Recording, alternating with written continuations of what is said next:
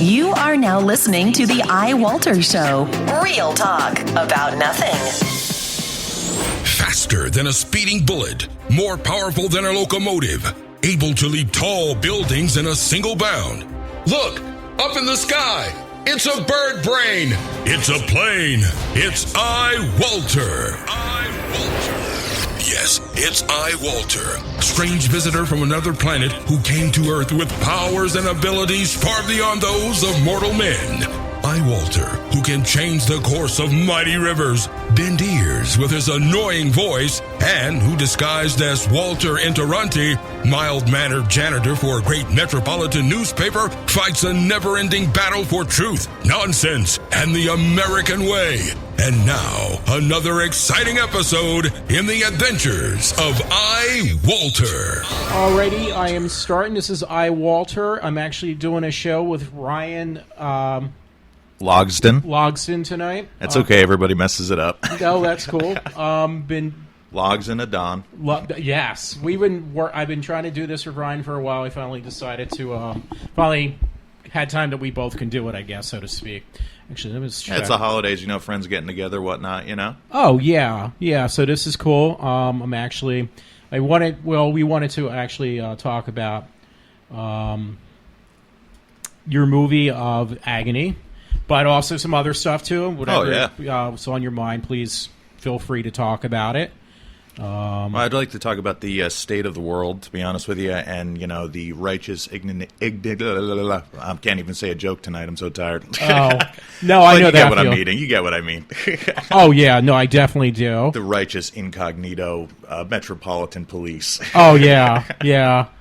Well, we can talk about that, too. Everything is no holds bar, so... Well, you were talking a little bit when we first came in. You were talking a little bit about Star Wars. So, if you we're going to start off with Star Wars. If you want to, yeah. All right, are we doing spoilers or no spoilers for your listeners? I don't know. Actually, it actually made over $1 billion now. So I guess that should be the cat's out of the bag, basically. Yeah, pretty much. Anybody? I want to see it again. Probably. I didn't like it too much, but that's. Well, since I'm the guest, I'll go first. Okay. I will. I'll say I did enjoy it. I think I had my problems with it, like I do most major Hollywood productions that exceed, $1 million, which are, pretty much every one of them of a major studio production. But no, I really I enjoyed it. I thought it was fun. Sorry, I'm a little under the weather, but I really loved that droid, that BB-8. Thought he was really cool, and I enjoyed, of course, Han and the little fan throwbacks, the head nods. They were cool. Thought it was a copy of A New Hope, kind of. But then again, they copy each other, so they do copy each other quite frequently, even in the prequels and whatnot. But, Yeah, it's almost like history is kind of repeating itself, I assume. Actually, one thing I didn't like, I don't know what you think about it, Ryan, but I didn't like the fact that the villain actually took his mask off, like, right away. They kind of made his face... Yeah, turn Ken to Ben. Yeah, exactly. The guy from Girls TV show on HBO, but yeah, good actor. I like him. Good actor. No, I agree with that. Yeah. He's a good actor, but was that a good idea to put him out there right away, I guess, so to speak. Yeah, I thought Kylo Ren was a cool character. I thought he was what. The whole, everybody always say, I think it's been said about 1 million times already on the internet that, the whiny, bitchy Hayden Christensen, Anakin Skywalker. I believed it more with Kylo Ren, like somebody who is really, somebody who has a lot of turmoil and self-doubt and fear, instead of sort of coming off completely like a little whiny bitch like Hayden tends to do, and George made him, deliver the lines that way. Yeah. So it wasn't all his fault because he is a decent actor, but George definitely had him deliver the lines like a robot and a whiny little bitch. But I thought I actually had sympathy for Kylo, and I really did. I thought that Ben Solo is a kind of a tragic character, and I felt sad when he made his decision to basically pick the side that he's going to be on. I won't spoil that just in case anybody hasn't seen the movie yet, because you can see it coming a million miles away, but it is still interesting to see it and how they did it. I just want to know what that googly-eyed chicks was doing at the bottom of Cloud City. That's what I want to know. That's the only question I got. Wait, Cloud City, though? Yeah, well, no, that's her. I guess she didn't tell the story, but how she would have got the lightsaber, Anakin's lightsaber that Luke dropped when his hand was cut off. Oh, that's right. Yeah, so it's like, how did it get from the Cloud City under the underflow of oxygen and whatever pipes that Luke was falling through at the end of there? How does the lightsaber go from there to in her pocket or at her? Actually, I didn't think about that, but I'm glad you brought that up. I'm going to have to definitely see that again. Yeah. I was questioning, this is just my theory, though, on the whole thing. The guy, I would say African-American, but he's actually British in real life. Hey, black guy. Black guy. Do you think that he's actually, what do you call his friend? The one on Cloud City. Lando. I don't know if it's his friend as much, because I think the only friends he really had, if you listen to that brief sort of backstory that he gives in the movie, he sort of explains that he was only born to be, a number, a soldier to die for the First Order, for Snoke, blah, blah, blah. I only saw the movie one time, so forgive me if I'm getting anything wrong or names wrong. Yeah, so forgive me on that. But I really think that he's a character by himself, and I don't know. I've heard things that he's Lando's son. I've heard that he is one of Mace Windu, that they may bring Mace Windu back, and he'll be somehow relative to Mace Windu or stuff like that. But that's all fan theory, and it's not canon yet. And who knows what Abrams has planned for us. And the good thing, I'd have to say no. But then again, they could do whatever they want. So I'm going to have to say no on that one for that question. Okay. What's your thoughts on it? I assumed maybe it was Lando's son in some way, because the age, if you look at Han Solo and Princess Leia, their son, who is on the dark side, so to speak, is the same age as the black guy. Yeah. So I'd assume maybe at the same time they both basically had children.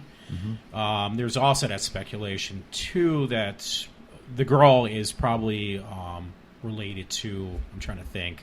It's either Luke or Leia or something like that. Yeah, it's Han and Leia. Because in the expanded universe, which I never really read, I read a little bit of it, but I never really read much of the post-episode 6 expanded universe. I was more interested in talking about the bounty hunters and Jabba's palace, Cantina aliens, and all that other sort of geeky type stuff. But I guess according to at least the expanded universe, is that Han and Leia had Jedi twins. Yeah, so that's what they're saying. Rey may be, the brother of Kylo Ren, and not the daughter of Luke Skywalker. That's what I was thinking almost. I think I heard that too. Yeah, I think Finn, though, the black guy, the black stormtrooper, I think that he is just this, kind of like everybody character. You know what I mean? He's not the badass like Han Solo. He's the Luke Skywalker, I hate to say, of this sort of trilogy, even though maybe Rey has a little bit more of she has a little bit more, I'd say, maturity than Luke.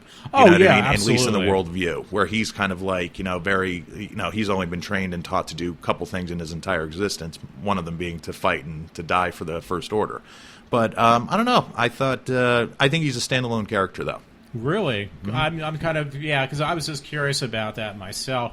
By the way, you said about J.J. Abrams, but I don't think he's actually going to be responsible for the next movie. I thought he read the script, I read. Yes, he didn't. He's going to be in the same capacity that George Lucas was not technically responsible for The Empire Strikes Back or Return of the Jedi. He didn't direct those movies. Okay. Richard Marquand directed Return of the Jedi, and Irvin Kershner, I think that's how you say his name, directed Empire. And he basically took a backseat to let them direct it, but he dictates pretty much everything that's going on. Yeah. You know what I mean? He has, because he's the head executive producer on the product, he's the one who can come in and say, no, I don't want Luke doing that. I don't want this to happen. I don't want, you know what I mean? He has that control. And I think there's a certain level of faith that the fans have placed into him and that he has rewarded with them. I think that, at least don't get me wrong, I don't want to split hairs or cause a fan feud or anything like that, because I know there's Star Trek people who hate what he did, and I know there's some Star Wars people who hate what he did. But I know. There's generally, you have to admit one thing, he is invigorating the series, at least, and sort of giving the fans, or the majority of fans that I've read about and have talked to personally, he's giving them what they want, which is they want to see Han, they want to see Chewie, they want to see Luke, they want to see lightsabers, they want to see the Millennium Falcon, they don't want to see Senate debate like you do in the prequels. You know? Yeah. What I mean? Oh, yeah. I agree with that. You don't want to see Jar Jar stepping in, dung and and all this other. I mean, you can have a little bit of kiddie stuff. Like I think that's what BB-8 did great. That he had the kind of kiddie stuff, but at the same time, he was an interesting character to me. At least he was entertaining, and I liked the fact that it was an actual practical droid that they built, and it wasn't a CGI. Or I think a little bit of it was CGI, but I think the majority of it was completely practical. And Abrams had his mechanics department build it. Really? Oh, see, I didn't know that. Now, me personally, I'm old school, I guess, so to speak. I actually liked R2 much better than BB-8. I know it's been hyped. Oh, R2's the man. Don't get me wrong. R2's the man. Yeah. I'm still sticking with R2, I guess. Team R2 instead of BB-8. Oh, definitely. Yeah. Oh, I love R2. Don't get me wrong, but I think his time is. He had a lot of. I think it's his exposure from the prequels, and to realize that it's kind of like. Because of Lucas having this sort of ability, and not to hype, everybody's really runs the prequels down. I'm one of the few guys that will say that 5% of the prequels are really fun. Yeah. I do like what they did about 5% of the entire movies, and I think it is they're fun. But I don't know though. To me, it's like he goes from being able to be on the side of a moving spaceship to fix a spaceship. To being able to fly, to be able to have all these weapons, which R2 sort of had, but why didn't he ever do this in the other movies? If he had, maybe he lost it in between episode 3 and 4. But it just to me, I guess the more I knew about him, the less I got interested in R2D2. To me, it was always cool when it was just like, what the hell is this droid saying? You know what I mean? This fucking beep beep boop boop boop. You know what I mean? Well, whatever that's whistles. true. You know what I mean? To me, it was you had to somebody would have to translate for you, and I like that. And then after seeing him, and don't get me wrong, I'm all for seeing R2 kick some ass. Don't get me wrong, he's cool, but seeing him flying around and all that stuff in the prequels, I really didn't particularly care for. Well, that's true. I have to agree with that too. Yeah, I mean, there's some cool things with BB-8, but I guess technology is different too. The problem with the prequels I actually had were it looked more advanced than what was supposed to be New Hope and the other ones. That was the problem, I guess, because they were done in the first one, 77. But the Sith were. I always, whenever anybody had said that to me, I always said that. But I mean, obviously, the Republic. This was a Sith-owned Senate. The Republic that turned into the Empire.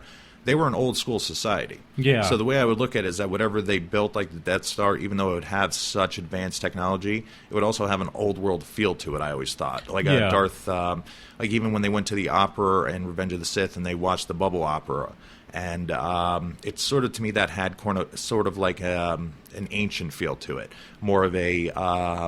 I guess you want to say a throwback more. So I would say that even by the time 4, 5, and 6 come along, the Empire would design stuff that would have more of an old world feel to it, and not sort of like these. It would be, and it was, in fact, too, that it's a military institution. Basically, let's call them Nazis in space. Everybody calls it, Nazis in space. Oh, that type of thing.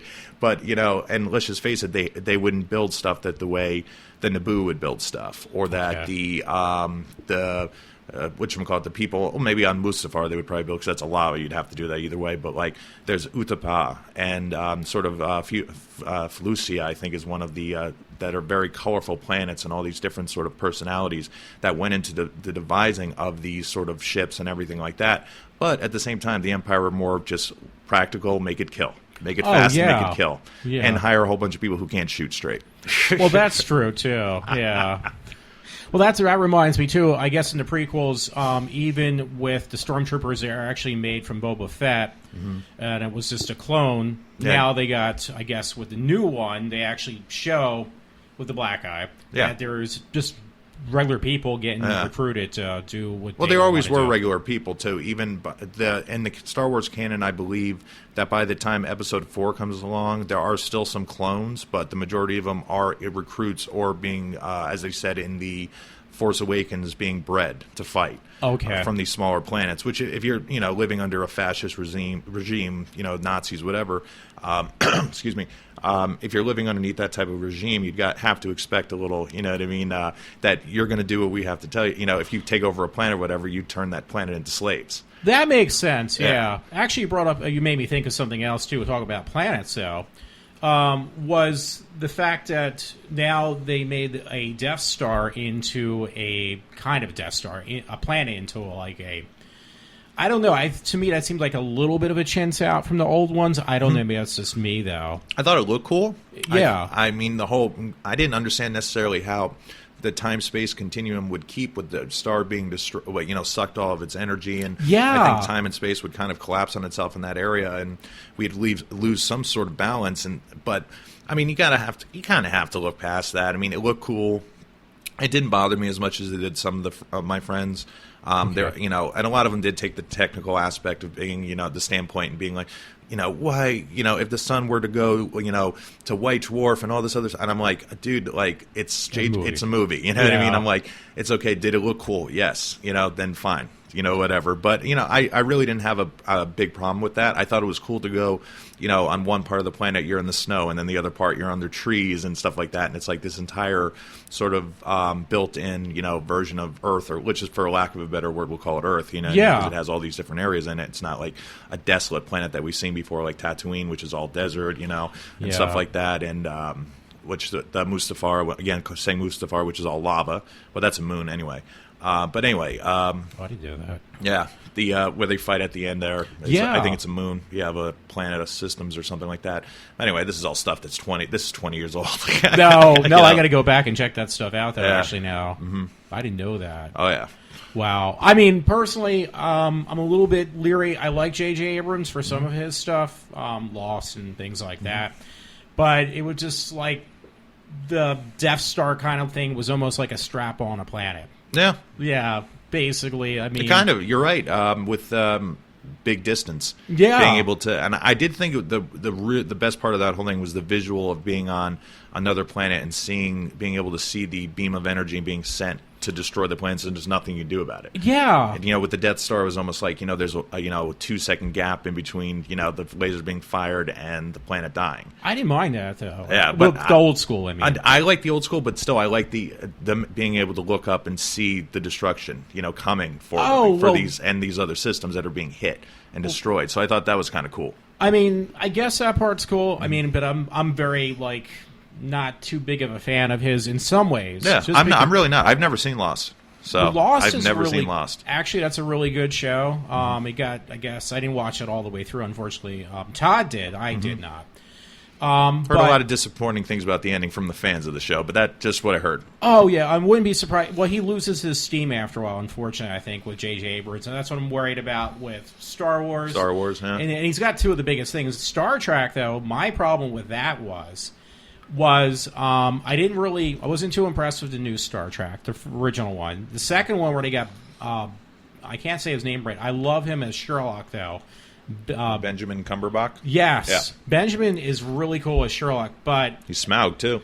That's hard for him to do. No, but, I mean, making him Khan was just like a disappointment. Yeah. Khan was the big muscular guy, whatever, from Fantasy Island. Yeah.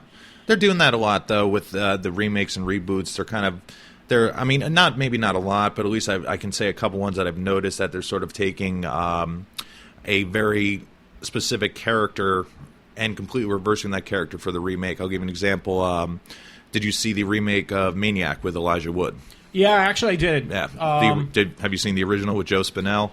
When I was a kid, and it was really disturbing, I'll tell you that. Oh, much. God, yeah. It's awesome. And I liked the remake of Maniac. I thought it was okay. I didn't get gaga over it like a lot of people did. No. It wasn't that great. But you got, from a character standpoint, two completely different characters. Oh, absolutely. Elijah Wood versus Joe Spinell, and I think they played it as two completely different characters, and I kind of like that. It's kind of like we'll just do a 180 on the character, kind of. And, they're still reclusive, and they're still, mama's boys, kind of, you know what I mean? Oh, of course, yeah. They do have there's a difference in their characters, and I do like it.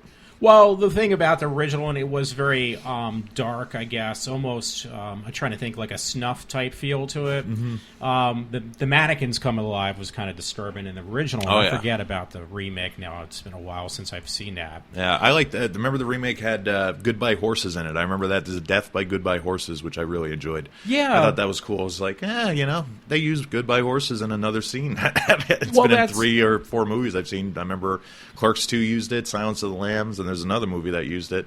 And you can't even really count Clerks 2 because they use it in parody of Silence of the Lambs. Oh, yeah. Yeah. I like Clerks 2. I'm one of the few people who like Clerks 2. I love Clerks 2. I think it's better than Clerks.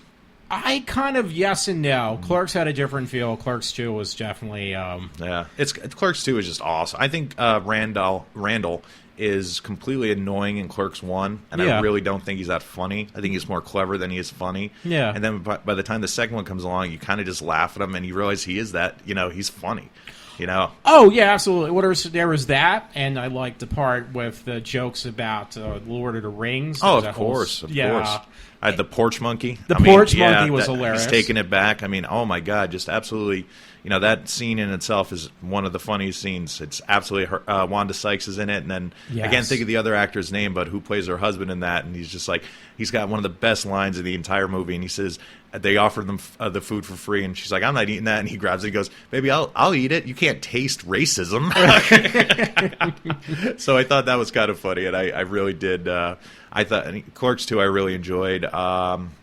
But no, well, I guess we can get on the Kevin Smith now since it's going right into it. But I still haven't seen Tusk. I want to see Tusk. Excellent movie. Yes, I want to see it. I heard terrible things, but then from some certain key people, I heard really good things. My buddy Dustin was telling me, go see it. He's a filmmaker. You're from a Ohio. filmmaker. Yes, not really, but he's a real filmmaker. I'm a video maker. But no, we were talking about Tusk, and he was saying that it's really, really good, and I've been meaning to get it and watch it. But I really liked Red State. Really liked Red State. I actually like that myself.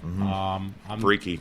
It is freaky. I mean, you're talking about somebody who's ultra conservative, but I could accept it for what it was for, and it was just wacky religious ministers or whatever you want to call them who just go too far with their belief in religion, whatever. Oh, definitely. I just love the fact that you have a major underrated actor, Michael Parks. Yeah. Who is, he's probably most well known. Sadly, his biggest role is probably in the Kill Bill movies that he'd probably be known for. Yeah. Yeah. I mean, for at least, I know somebody's going to say Twin Peaks and somebody's going to say blah, blah, blah.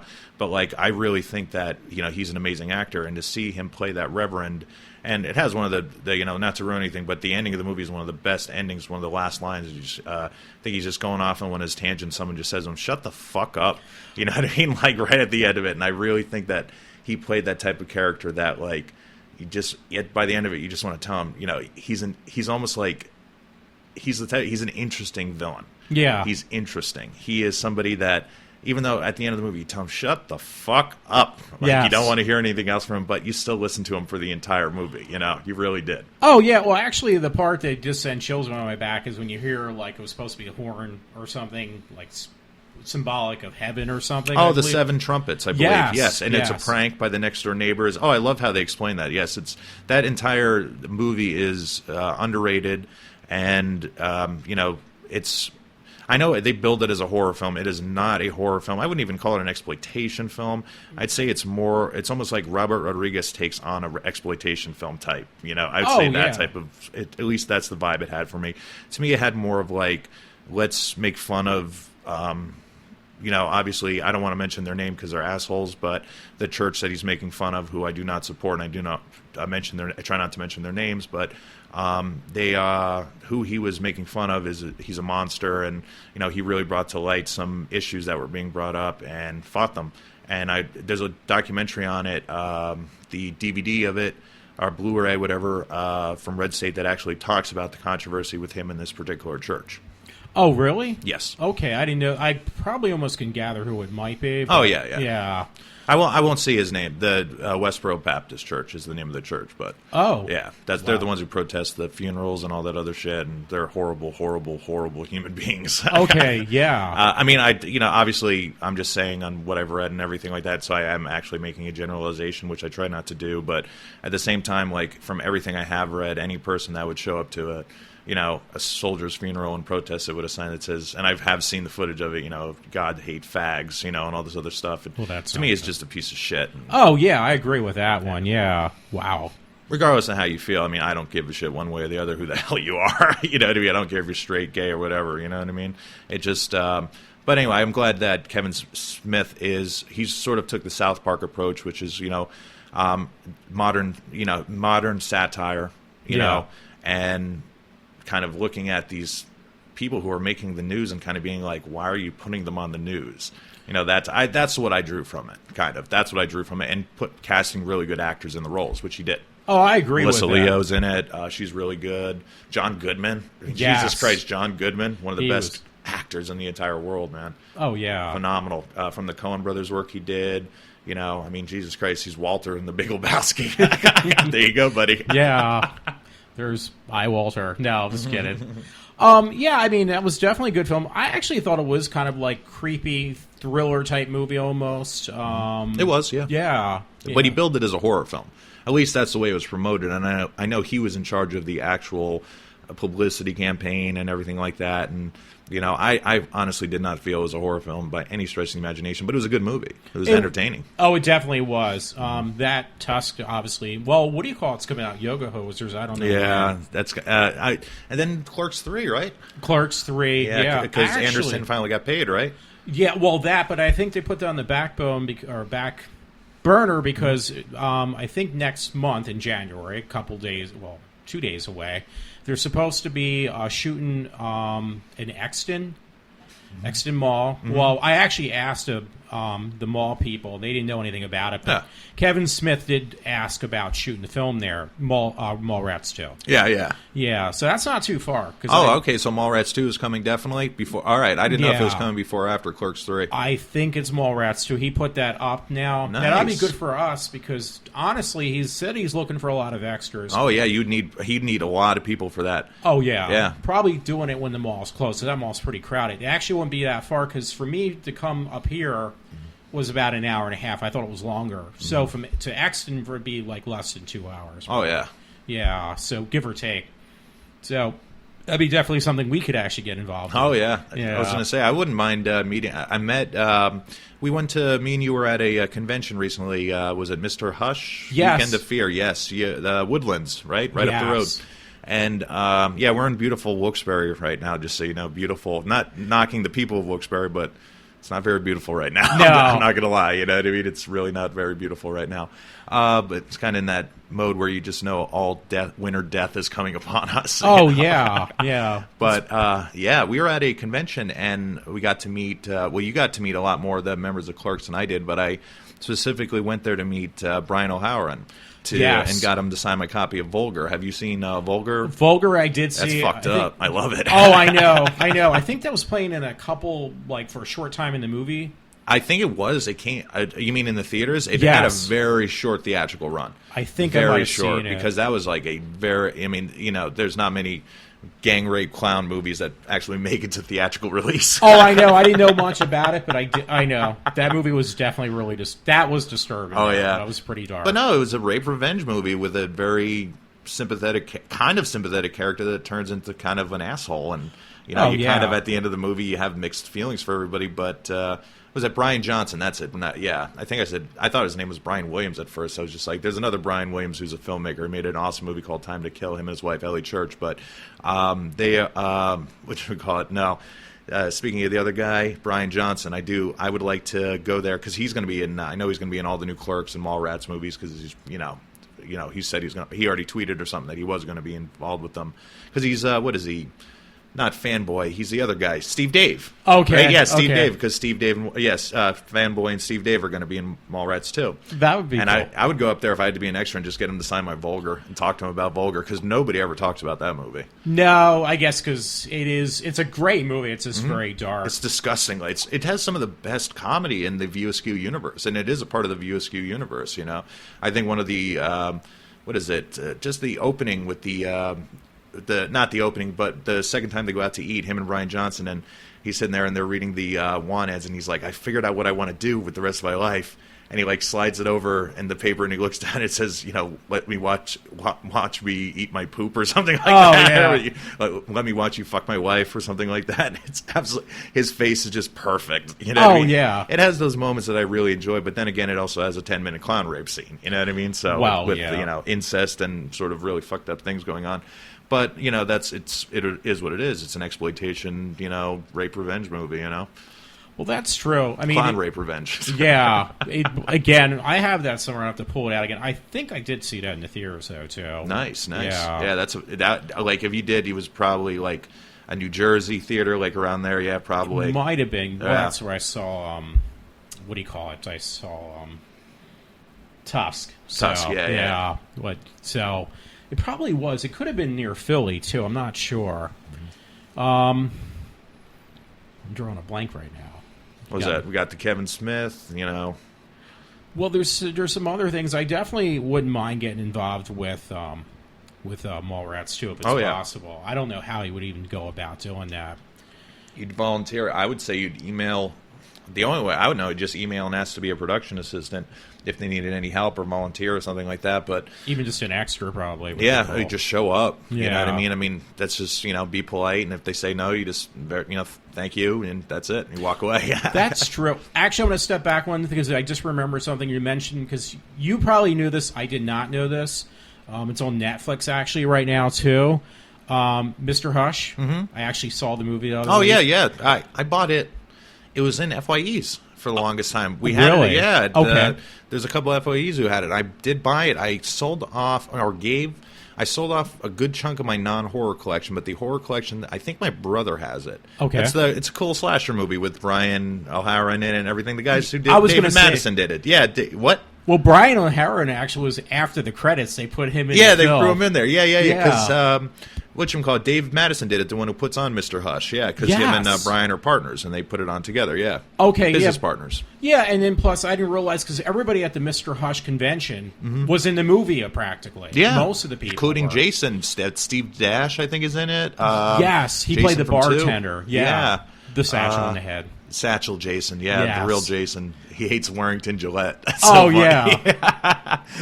I mean, I guess he did get billed as Jason Warrington Gillette, and Steve Dash doesn't like that too much. No, I mean it was great to see him because that was supposed to be his last convention. Yeah, the first Mr. Hush was supposed to be his last convention too, but nobody showed up for it. Yeah, I still have the bill from it. Yeah, I was looking at it. Okay. Well, no, I hope they do another one. I like that. Oh convention. Yeah, I had a blast. I mean. It was great that it was 5 minutes from home, but at the my house, but or 10-minute drive, I should say. Still not bad. But I would have to say that was probably one of my funnest times, just going there at night and just hanging out. Remember, it was me, you, our friend Todd, my buddy Jim, another buddy of mine, Bobby, who's a local filmmaker up here, and our Scranton, which is about 15 minutes away from here. I think it was just a fun time sitting there watching Brian O'Hara and getting drunk and doing karaoke and stuff. And I thought it was cool just hanging around the Woodlands. I mean, I normally do not have fun at the Woodlands. I hate to say it. I do not have usually. I mean, don't get me wrong, not knocking the Woodlands or anything. I've been there before and had a good time. But it's not my go-to spot to have fun. But since everybody was there, like with the horror scene or the indie comedy scene, which there was a lot of people who weren't horror people that were there, the indie comedy people and stuff like that. Yeah, which were cool. You know what I mean? But hey, you know what I mean? It was just cool to just hang out and sort of talk to some people, some random dudes. Well, that's true. Actually, it was funny because in that movie, I didn't know he was in the Mr. Hush. Was the guy from the vampire movie? I'm trying to think of it. Fred Williams. Fred Williamson. The goofy guy that was kind of like in the original one. The original... oh, wait. Which one am I thinking? Fright Night. Stephen Jeffries. Is that who it is? Yes, I think it's Stephen Jeffries you're thinking of. Yeah. He in there gets changed into like a vampire or something. Yeah, in the Fright Night. I think he's in... Yeah, he is... Yeah, I think he was at the first Mr. Hush, too. Oh, he was? I went to the first Mr. Hush with my friend Tanya... And I remember we left, and I think I went back there the next day. But I was there at the first Mr. Hush. I think he was there. I know Betsy Palmer was there. Okay. And Steve Dash, because that was supposedly his last, Bunny Ear's last convention appearance. Which, hey, he's the kiss of, horror celebrity people. That's cool. Keep coming back, Steve. We love you. I hope so too. Yeah, he's awesome. I love him. Yeah. I don't think they have to bill it as his last convention appearance to get people out to see him. You know what I mean? Absolutely not. No, but, maybe that's just a collective decision that everybody kind of makes. Maybe you never know. There could be something else. Could be sick or something like that. You never know. And he probably maybe thinks is like, I got to retire from doing conventions. I know some people have stopped doing conventions because of their age and their sickness. You know what I mean? Well, I have to. That could happen though. But you just made me think of something. You What's said that? About their age and sickness. Mm-hmm. what was it, 2 days ago, Stan Lee turned 92, and that man still got a lot of energy left in him. Yes. He must, I think he just has, like, he goes down to Colombia and just has, like, pure cocaine just shipped to him. You know what I mean? He just, like, has it, or he just rolls around in it every morning and he's good to go for the rest of the day. No, Stan Lee's a living legend. You know, I think one of the coolest things, getting back to Kevin Smith, one of the coolest things he ever said about Stan Lee was, like, you think of all the great minds and these sort of really interesting folk who have created these characters. Walt Disney creating Mickey Mouse, Donald Duck. Yes. And you have George Lucas creating the entire, Star Wars universe and everything. And then, like, you really think of it, like, but nobody ever really put Stan Lee up there. No. Well, he created all the superhero characters. Most of them. You know what I mean? I mean, Spider-Man, the X-Men, I think Fantastic Four, Avengers, but not Captain America, I think. Something like that. It's weird like that. Like, he created some of it, or co-created some people. I'm not entirely sure, but I do like the fact that he, like, if you go down, maybe even the Hulk. Oh, yeah. You know what I mean? Like, you go through Iron Man, all these different things. I think he created Iron Man. But usually I have, like, a gaggle of people here that will start yelling at me and being like, no, he didn't create that. No, he didn't. And I don't have that right now, so I'm losing it all. Oh, no, that would be cool. If I make a mistake, I'm sorry. Don't beat me up. Beat him up. No, I'm just kidding. Yes, kick the shit out of me. Yes, beat up Ryan, my guest host. Beat up and off. Yeah, yes. I'll take the second one. No, I'm just kidding. Hey, one thing, a question when you just mentioned, because I just bought it because I rented it first, was Stan Lee.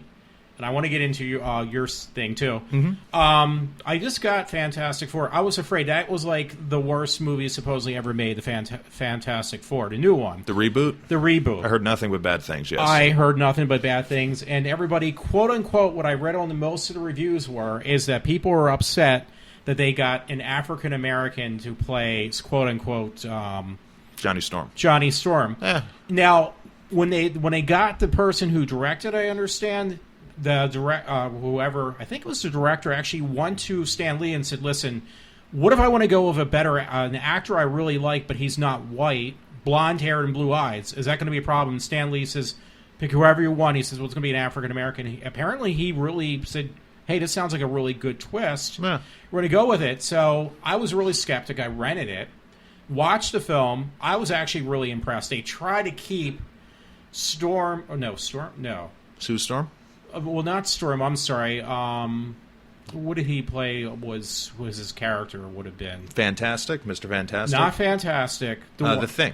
Ben Grimm. No, Ben Grimm actually. Johnny Storm. Johnny Storm. Yeah.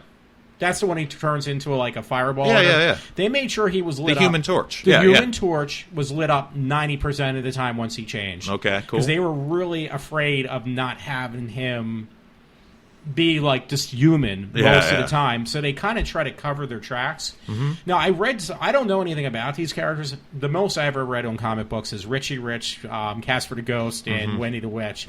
So I don't know anything about this stuff, but comic strips. The comic strips, never really read this, so I didn't know anything. I'm like a person coming out, I don't know the whole history of 50 years behind Fantastic Four. I think it's 50. I think you're right. 60s it came out, right? Yeah, 61, I believe. so almost, it's like 50 years, I guess. Apparently Johnny Storm was a real hothead, apparently, as a teenager, because they portray these characters as being teens in the movie, and how they grow up and how they actually make their find themselves and make the team, the pact, and I don't know everything about the background about this, but they started from like them being kids, growing up, and meeting each other and finding each other as teenagers. So I don't know, but I thought it was a really good movie personally. Nice. Yeah. So this is the first year. I was saying this the other day. This is the first year that 2016. I'm actually excited for a couple comic book movies to come out. I'm not that big of a comic book nut. Like, I'll see them like when they come out on DVD and stuff. But we got like Suicide Squad, Deadpool. Yes. Batman versus Superman. Yes. There's another one I'm forgetting, but those are three movies right off the bat that are kick-ass. That actually is going to be really cool because you just mentioned it. I think Suicide Squad, I was really thinking it wasn't going to be that great because I saw photos online, leaked photos and stuff. Oh, It looked yeah, horrible. okay. Yeah. But then I seen the trailer, and it was like, wait a minute, this looks like incredible. I'm actually looking forward to that more, in my opinion, than Batman versus Superman, which is going to be really good. Yeah. I'm a little bit leery about how they're making Doomsday. Oh, yeah, they're kind of just throwing Doomsday into it. Yes, Yeah. because Lex Luthor made him, apparently, out of the scrap heaps of... Is that what they're doing? I mean, you didn't know that. Whoops, I don't know. No, I don't care. It's. I mean, for me, I remember reading up with Doomsday, and if you go on, I mean, obviously they changed the mythologies a lot. You know, I'm not gonna in comic books. I'm not gonna pretend like I know everything. I've read every issue with Doomsday, but from what I remember, I don't think Lex Luthor had anything to do with building Doomsday in the comic book. He was like from a race that was almost as old as Galactus, which was pre-Big Bang. From what I remember. I mean, maybe I'm mistaken, but and then I just think he was like they just kept creating a clone over and over and over again until they created like this unstoppable soldier, and then they created an unstoppable soldier that they couldn't stop. Okay. And they sent him, and I think he fell to Earth or something like that, and that's why he's in the binding equipment when he first breaks out. This, according to the Death of Superman and the stuff I read afterwards, but who knows? They could have changed that a million times over. So now Doomsday, I guess, is a creation of Lex Luthor, who is what's the guy's name? It was supposed to be Jesse Eisenberg. I think he's playing so. him now, right? Who is it supposed to be? That I'm not too sure about. I know. No, it's cool. Screensaver keeps going on. I know. I should have turned that off actually, but No, we're good. cool. That I'm not too sure about. I know who the actor is. I'm a little leery about it. I'm a little hoping it's going to be okay. Yeah. All I know is that Doomsday is going to be made out of the remains of Zod, thanks to Lex Luthor. I'm not looking too forward to that, but what do I know? I didn't like the new Superman either. Brandon Man Roth, of Steel? better. Yeah. Yeah. I was a little bit disappointed. Now, I know a lot of people like Ben Affleck. I'm not a big fan of him. I did like him in Chasing Amy, though. Oh, yeah, Chasing Amy is awesome. Oh, yeah, that was his best. Even Mallrats, he's the dick. Oh, yeah, in Mallrats, he was the dick. Yeah, he's and what is he? What's the guy's name? Daredevil. Oh, what is he?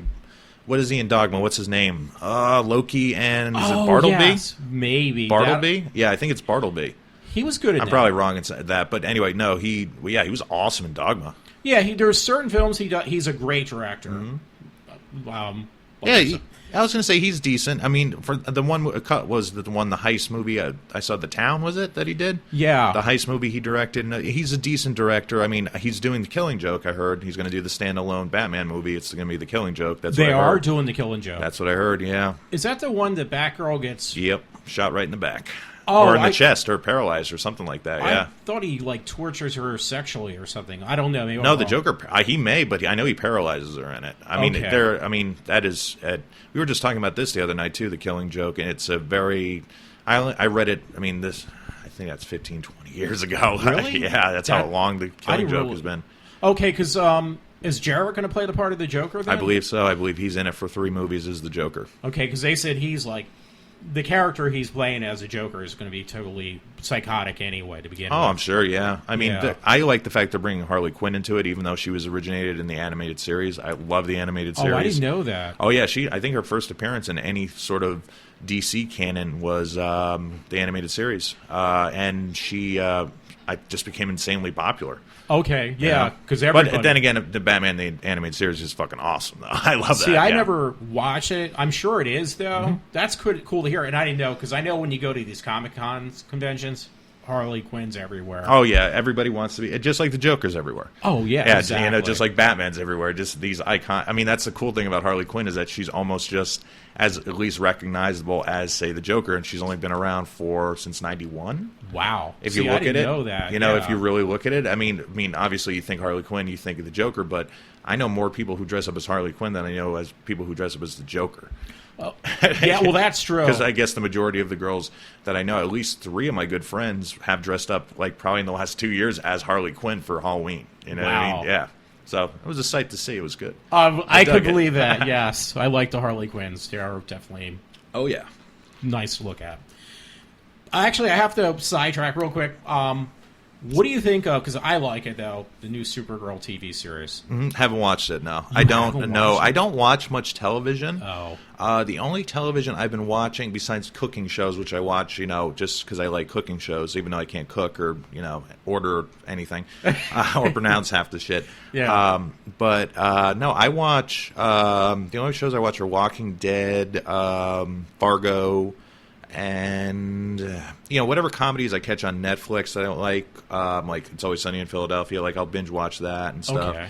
The Office on Netflix. But as for new shows, the only ones I really, really, really watch are Walking Dead and Fargo for series. But everybody's Really? saying that Daredevil's so awesome, and I saw a couple parts of Daredevil and I thought they look really good. It's just that whenever they tend to be on them in the middle of the episode, and I'll throw it on for a few minutes to see if I like it and be like, oh, I'm going to catch up with this, and I never do. Yeah. Well, no, Daredevil I definitely will recommend. Jessica Jones was okay. It's supposed to be the same universe, supposedly. Oh, okay. Is that the agent? Yeah. She was a superhero, but not anymore kind of deal, I Okay. guess. That was another thing. They're going to make, they're trying to line those shows, those people, make an individual series.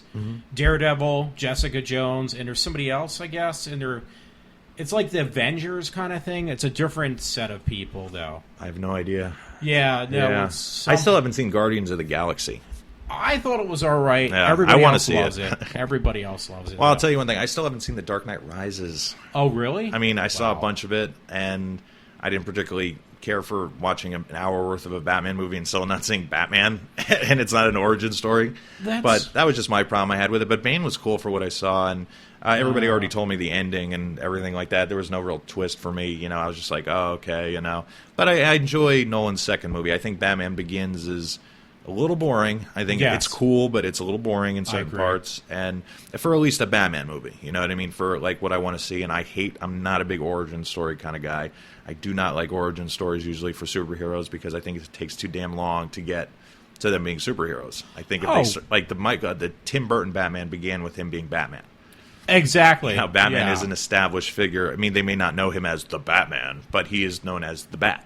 They know there's somebody going around and a vigilante going around rounding up fucking Gotham's undesirable citizens. You know what I mean? Well, that's true. Yeah, I did like the Tim Burton one. Actually, like Love it. most of the other Batmans, even though they got kind of quirky. My favorite one was Batman and Robin, believe it or not, even though that was Really? bad. Yes. Holy Don't ask me. Jesus. Just because it was so campy, deliberately campy, it just made it that much better to me. Oh, yeah, because you must be a big fan of the Adam West Batman. Yes. Okay, Bought yeah. the whole series, watched it all the way through. Yeah. Loved it. See, So- I'm not a big... I really...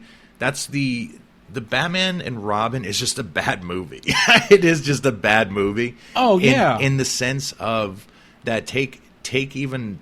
I understand you can't really take a superhero out of this movie and then talk about the way the movie is, but if you just take... The one girl didn't even know she says afterwards, Alicia Silverstone, she said she didn't even know Batgirl was in the movie. She was like, I didn't... It was like my character was just like this...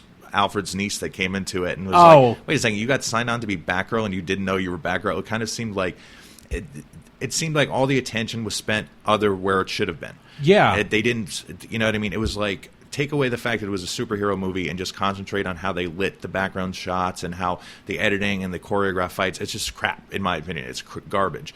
And then the fact, too, that you don't even need the superheroes in the movie. You know what I mean? And they fucked up the superheroes. They paid attention to everything but the superheroes. Yeah. And they really should have paid attention to the dialogue that they were delivering, because it is so campy. It is over the top and campy. Even though I love Schwarzenegger, too. I'm a diehard Schwarzenegger, probably Batman and Robin fan, or maybe or anything True Lies and before I like. Okay, well, because I guess Mr. Freeze actually came out of the Adam West series, I guess. Mr. Freeze. I think he came out of the comic books. Oh, he did come out of the Yeah, he came comic out of the books. comic books, I think. Oh, I didn't know that. Yeah, and then he was that was some of my favorite Batman at the animated series they ever did was the Mr. Freeze one. You'd really like those. Oh, yeah. No, I would definitely have to. I didn't know that. See, I thought it was this, because I remember him being on the TV series, so I didn't realize. I think he's from the comic books, if I'm not mistaken. I think he was, Mr. Freeze. Wow. Because it seems like, doesn't that seem kind of like comic booky kind of name? Mr. Freeze, you know? It kind of does. It kind of does. Victor Freeze. Isn't it Victor Freeze? Oh, yeah. Well, in the TV series, they changed actor a couple times, I remember, because I watched those. Actually, I liked Poison Ivory too, because I'm a big Uma Thurman. Oh, I love Pulp Yes. Fiction, yeah, but she's garbage though in that movie. She's garbage. Oh yeah. Oh yeah. Well, she's even the acting in it is just because they didn't give a shit about that. They gave a shit about everything else besides, and then they fucked up everything else too. So actually, one of the Batmans, I don't know if that was the same one. The one with well, actually, it might have been the same one with Bane. Yeah, Bane was actually correct on how he became Bane. He's a scrawny guy that just. They injected this material into him, and he got all like steroid. Yes, the roid raged out. Yeah, the new one sucks with that because he's just a human being that's just damaged goods, kind of, so to speak. I didn't like that in the new one. The Bane and the Batman and Robin, I think it was Batman and Robin. Yes, I liked better. And then Bane then came back to close out the Nolan trilogy. Yeah. Oh, then yeah. he came back for Dark Knight Rises. Yeah. Yeah. The character of Bane. Yeah, that one, Bane, I did not like for the Nolan. I did like the Scarecrow. I did like the Joker. I'm actually looking for the Scarecrow is awesome. Cillian Murphy is real. I love Cillian Murphy ever since 28 Days Later, which may have been his first movie, or at least the first movie I saw him in. But I'll have to check that. I remember seeing 28 Days Later. I didn't put two and two together. I was the same actor. Oh, yeah. Cillian Murphy, yeah. Him. He's in, was it Sunshine? Danny Boyle's Sunshine. Oh, he's been in a bunch of movies. He always pops up in the, he was in the one movie. It won the, I can't think of the name of it, but it won the Palme d'Or right after 28 Days Later came out. But, yeah, it was a decent movie, but he's a really good actor. I like him. Okay, yeah, I absolutely do, too. So, and that was a great character, Scarecrow. Oh, yeah. Oh, yeah. I'm trying to think. There was something else that's on the tip of my mind. So you got Batman. What do we got? Superheroes. Yeah. Well, Ben Affleck playing Batman. Everybody's been making a big grub. They're not happy about that. I actually think that might be a perfect character for Ben Affleck to play Batman. And I like the way they show in the teaser or whatever that he actually has that voice that Nolan kind of put in, incorporated with Christopher Nolan, incorporated with Bale. Yeah, Christian Bale. Which, I'm sorry, when Christian Bale, for the first time I see him as Batman, first thing that came to mind, I think you would appreciate this, American Psycho. I just keep on picturing him as the psychotic. Oh, yeah, he's going to take out an axe in about 2 seconds and start taking out the whole dinner party. Yes, it just ruins it for me. Even I think he did Terminator, didn't he, or something? Yeah, that was Terminator Salvation. Yeah, that was god-awful. Yeah, god-awful. Exactly. I mean, Christian Bale is a great actor, but Batman, have you seen The Machinist? I heard that is really disturbing. Yeah, he even though the losing the weight, everybody talks about him losing the weight, but no, he's actually really good as I think it's Resnick is his name. Okay, something Resnick, and he's really good at that. But no, I like Christian Bale. I think he's a decent actor. I think he's right now at that spot where he's kind of like in the untouchable class, of actors like George Clooney, and they're kind of like so good. But like I don't know. I would have to say, getting back to your Ben Affleck, as Batman, I'll have to say, I think it's the part. I think he'll do him justice. I really do. I think he'll have respect enough for the character. He won't, I do love the Honest Trailer. If you ever watched the YouTube show Honest Trailers from Screen Junkies, they have one of the best lines. They're talking about your Batman and Robin, and they talk about George Clooney, and they're like, and watch Academy Award winning ladies' man George Clooney. Him phone it in as Bruce Wayne. You know what I mean? Like, and it kind of is, you know what I mean? Like, and that performance was horrible because it was horrible material, but he's a great actor, you know what I mean? But I do, I think those actors are still getting pushed by certain directors, but the majority of them, I think they're kind of just phoning in performances. Because they're kind of getting and it's so early in their career, so I hope it doesn't happen to some of these really good actors, but, they're kind of turning into the De Niro post Casino De Niro. Yeah, where he was kind of he took a few risks, but then all of a sudden Meet the Fockers, and and now he likes playing the exact same character over and over and over. And I love Robert De Niro. I think he's an amazing actor, but I really don't appreciate anything he's in post Casino, and I don't even really care for Heat that much. Heat, take that, Keith. So my buddy Keith loves that movie. Oh, yeah. Well, I have to agree with you because I think of De Niro. I think of the older days when he did, like, Taxi Driver. Taxi Driver. Yes. Oh, Travis Bickle. Oh, one of my favorite movies of all time. Absolutely. I mean, that's when he was I personally think he was at his best. Now he's trying to do more comedy, I guess, and it's It's not the same for me. It's kind of like, I mean, I guess you can say that with anything. I think one of the funniest things is they did a parody of it for the Academy Awards, and it was Matthew McConaughey, and they basically accused him of making the same romantic comedy for the last 10 years. Oh, and he yeah. did. And, then all of a sudden he's working with the best directors in the entire world and some of the, brilliant visual artists like Christopher Nolan. Yes. Interstellar had some beautiful, beautiful moments to it. That movie was emotional to me. Yeah, it was. I thought I think at some point he kind of lost the script like he did with Inception. Really? And that just to me is, I think he has so many things going on that he kind of right at the end throws something at the end of it. You know what I mean? Kind of like a hook punch at the end. And instead of bringing everybody around, it kind of pulls me away from the story. Yeah. It's kind of like adding just that extra. You didn't have to put the extra layer of icing on the cake. It was sweet enough, kind of like that. But I'm kind of, even that too, I feel that way kind of with Batman Begins too, in some respects. That, he, or even, some of his other films, I think he just kind of just throws another. I think his one movie, I think it's called Following? The Stalker one. Oh, wait a minute. Was that Christopher his? Nolan, yeah. He did one, and I saw the brilliance of that, and then he did, was it Memento? Okay, Memento, I Yeah. did see. Following, isn't that movie where you basically have sex with somebody? Am I thinking of the right movie? Or I don't know. It Follows? I think you're thinking of It Follows. No, he did Following. It's like a really low budget. I think it might be in black. I think it may be in black and white. Okay, I don't know about that. Yeah, that was like one of his first movies, and then I think he did Memento after that, and Memento is really good. That's one of those movies. I think that was one of those movies that were perfect that he wrote, and then like once what you ever call Screen Junkie said it right again when they say he now has a lifetime pass because he made The Dark Knight. Oh, yeah. But he still makes good movies, I will say. I will say he still makes good movies. But getting back to the whole Matthew McConaughey thing is that you have a decent actor who's a character actor, and then he just does the same movie for 10 years, and then all of a sudden he comes back and he's A-list. Yeah. But no, he's A-list now. Okay. You know what I mean? He won the Oscar, was nominated for The Enemy. I mean, after True Detective, which if you haven't seen True Detective, it is like... I haven't. It is amazing. Okay. It's... Oh, God. Absolutely fucking phenomenal. I'll have to check the first that season. out. I only saw one episode of the second season, and it didn't pull me in, but I still have to give it time and watch it again because I didn't have enough time to watch it. But the first season is absolutely phenomenal, and they shot it on 35mm film. Okay. It's just a really gritty, creepy story. I think I heard about that. I forget from where, but I did hear about that then. True Detective being that way. Oh, yeah. Woody Harrelson is awesome in it. Matthew McConaughey is amazing. I did hear about it. I forget who now. That's going to drive me... Alexandra Daddario. Oh, God, she's so hot. Ooh. Beautiful. Beautiful eyes. Absolutely stunning. She is... she was, that she was in... did you see that Texas Chainsaw 3D?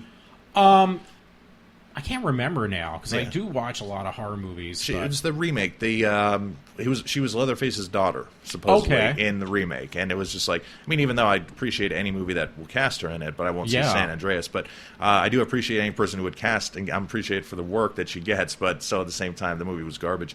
But I did see San Andreas, so I probably saw I'm sure, but she's a sight for sore eyes, so to say. Okay, I think I know who you mean. Then she didn't play the daughter of. Is it the daughter or the wife of the Rock, or was it? Yeah, it was the Rock in that movie. I think it had to have been the daughter. Okay, I don't think she would have been Rock's. Maybe she could have been Rock's wife. Because the woman who played the wife was really hot. Because I didn't see San Andreas. I did not see that. No. It was interesting. It wasn't great. It was interesting for what it was worth. Yeah. I don't know. But no, we got, what do we have, 4 months before the convention circus begins again, or 3 to 4 months? Because I'm definitely hitting up me and my brother. First thing up is going to be Monster Mania. Okay. And I'm going there because I never got to meet one of my childhood heroes, me and my brother's personal childhood heroes, which is Curtis Armstrong, Booger from Revenge of the Nerds. Oh, okay. Got to go meet him. I cannot believe he's been at a couple of conventions I've been to, and I haven't met him. I think one time I went up to his line, and I think it may have been too expensive at Chiller. I think it was, and I didn't go. They are pretty pricey, a lot of these. I think it was like, I want to say, for my 2 items that I wanted signed, and plus the picture was something like $60, and I was like, I just didn't have the cash. But me and my brother are going to go up because we grew up watching, obviously, Revenge of the Nerds, but Better Off Dead is one of our favorite movies of all time, and he plays Charles DeMar in it and has some of the best lines in all of 80s sort of that type of comedy. You know, when it's like PG-13, you're like, wow, this is a PG-13 rated movie nowadays. Oh, yeah. It's like, isn't there a lot of suicide and, weird huffing and going on in this movie? And then he tries to kill himself in front of his whole family. Actually, you just made me think of something. Where's this horror convention again? I'm sorry. The Monster Mania one, that's the one in Cherry Hill, New Jersey. It's right across. It's Philly. Okay. As soon as you get across the, whatchamacallit, Ben Franklin. Okay, because I'm going to try to go to that one then. Oh, yeah, it's awesome. It's really big. It's huge, actually. They have it at the, was it the Crown Plaza? Yes. Saturday is so insanely packed there.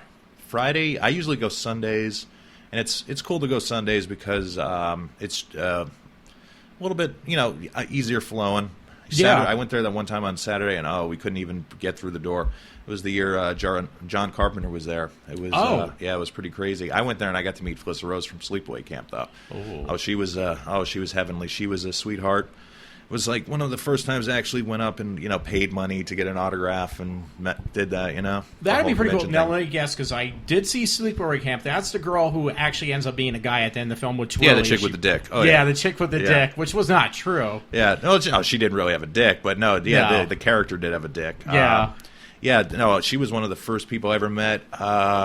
Monster Mania will always have a special place in my heart because it was the first convention I ever went to, I think in 2008, 2007, maybe 9, I'm not sure, one of those years. And I'd been into horror for a while, but it was definitely... it's like tough to remember the years now. The years just keep flowing by. Oh, they do. They go really fast. It's like, wow, has it been 6, 7 years? You just think about that for a second. You stomp yourself. You're like, oh, my Lord. But no, they'll always have a special place in my heart because one of the first people I bought something from were Diabolic DVD. Okay. And Diabolic DVD they're the ones who introduced me to like Massacre Video and a lot of subversive cinema. I think they had Subconscious Cruelty, but I didn't get it because I couldn't play it on an English player. It was a PAL or Region 2. I'm not sure which one it was. Which release of Subconscious Cruelty it was. I think it was the Swedish version. One thing real quick, was that on DVD or it was tape? DVD. Okay, because you can get, like, if you look on eBay... the all region. I'm just lazy. My next purchase is a TV VCR combo. Because I don't have a VCR and I have so many tapes. Well, I don't have a ton of tapes like some of my friends do. But, like, I have a decent enough tapes that I want to watch. And I want to enjoy these movies on tape and watch it. You know what I mean? So I want to buy that first. Then the all region player. And then... get them for like $50. Oh yeah, they're dirt cheap. Oh yeah. I'm just lazy. Well, I'm just a lazy man. But the thing is, there's a great movie on VHS tape called AGONi. Mm-hmm. Oh yeah, and you can't play it though. I know it's terrible, and I cry every time. I cry every time. Well, hey, I got it. I'm keeping it in the thing because I got the disc. I watched a couple times of the movie. Nice. The tape I did get, which I thank you. Which number did you? You remember the number you got? I can't remember. Oh, okay, cool. Because I think it was limited to 30. The Vulture put it out. Oh, only 30? Yeah, there's only... I got 5 copies that weren't numbered because they were my director's copies. Okay. And I think a few other of those copies were made, but for the actual ones that were sold, I think that's limited to 30. If you look on the back, the little numbers should be right there, I'm going to check now. 20 of 30, whatever it was, 1 of 30, I should have brought that along with me. Yeah. I actually did buy a VHS player, too. Nice. Yeah, because that was It is funny. My one buddy said this is so funny. I think I said VHS player, too. My one buddy brought this up. He's a writer, and for an awesome magazine, he brought it up. He's like, did you happen to notice that nobody calls it a VCR anymore? No. They say VHS player. Yeah. And it's just like, because even though there's beta, I understand, there's other sort of tapes and everything, but like if you really look at it, you're just like, everybody says VHS player now. You're actually... DVD. I didn't think about that because years ago when you had the places, it was basically we called them VHS. I'm going to rent a VHS from a tape. You just say I'm going to go rent a tape. Yeah. I didn't even think about that. Yeah. Real quick before I get into that, though, when you mentioned about growing up with PG-13 movies, you made me think 2 movies will be coming out next year, NC-17 possibly. Mm-hmm. One's going to be Deadpool, February. Second one is going to be Rob Zombie's movie, It's going to be he can't get rid of the NC-17 rating. Yeah, there's absolutely under no circumstances Deadpool going to be released NC-17 into theaters. You don't think it is going to be? No way. No. Are you serious? It would hurt the amount of people that would be able to see the movie, because NC-17, our R-rated movie, you could walk in there and buy.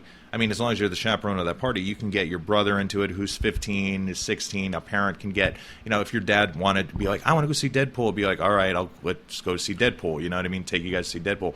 You can get into that movie. NC-17 is no one under 17 is admitted. There's no way that they're going to release any sort of superhero movie without a rating. Any major studio release has to have almost has to have a rating to it, a cut version of it to get an R-rated, and then they release the unrated version afterwards. Okay. Rob Zombie's had that problem before, but Rob Zombie, I think, I heard there's a lot of sexualized violence in his new movie. Yes. And, that's horrible. Like, no. He just made me laugh. No, I think that he has a lot of sexualized violence in this new movie because, not because, but that's the reason that the rating he got it is because of the sexualized violence, I heard. Well, that was the thing. He cut it a few times. He brought it back. We're still giving it and slapping on the NC-17. It's like, you know what? I just basically mentioned, even on one of the podcasts, I put it all back in. If it's going to be an NC-17, no matter what you do, why ruin something that's a piece of art? You're ruining your artwork. Well, because he has deals with people that you have to get the movies into theaters. Oh. And I don't know if they've changed it, because I know Cinemark does show unrated films from foreign films. Okay. But I remember for the longest time, when have you ever seen an NC-17 movie in a theater? I mean, I remember Kids being shown. Remember Kids was back in the day? Movie. Yeah. I remember them, I think the FM Kirby Center around here played it, or one of those type of theaters, and that was the only place you can go to see it. Oh. Because it was NC-17, I believe, at first when it came out. They may have cut it for later release, but by then I think it was on home box and home video, so they really didn't, need to release it nationally. They already had it released nationally in everybody's home. Yeah. From what that's the last movie I think I ever remember that was like, I mean, all the great NC-17 movies that were around that I can remember never had a major theatrical release. Murder Set Pieces, Requiem for a Dream. Oh, yeah. And I think even Requiem for a Dream had to have an R cut for Blockbuster Video, if I'm not mistaken. Oh, I didn't know that. Yeah, a lot of it was because Blockbuster didn't carry unrated material until the end. Well, Requiem for a Dream was like a drug-related movie, I guess. Oh, that was way NC-17, though, and majority of it was because of the drug, but it was also because the end was the double-headed black dildo. At the end of the movie, ass to ass, you know what I mean, in the sex show, even though it is an utterly depressing masterpiece of self-loathing and just absolute, the human condition when it comes to addiction, be it, television. What are the themes in the movie? Television, prescription addiction, weight loss. Yes. It's coming back to me now. Yeah, there's a lot of other. That doesn't have to be a little powder from Central or South America. It does not have to be this little powder that dictates your life. Okay. And I do enjoy the parallels they make in that movie with addictions across our whatever aspect of society you find yourself in. Yeah. Actually, make me think, because you're talking about independent films now. Yeah, I'm trying to lean in because I haven't done it yet, but and even going back a little further, when I actually watched on Netflix the other day, Mr. Hush and everything, I personally because I like independent films, and everything like that. I'm trying to get that to go back up. Oh, you're fine. Oh, that's cool. what she said. Yes, exactly. That's what she said, but I had to go for it. Oh no, I set myself up with that. No, it's okay. No, like a lot of independent films, I've seen a lot of different films, like those films, Kids and everything, and I'm like very picky on what I like and what I don't like. And I actually, when I watched Mr. Hush, it was like, this movie is not that great. I love the convention style. Yeah.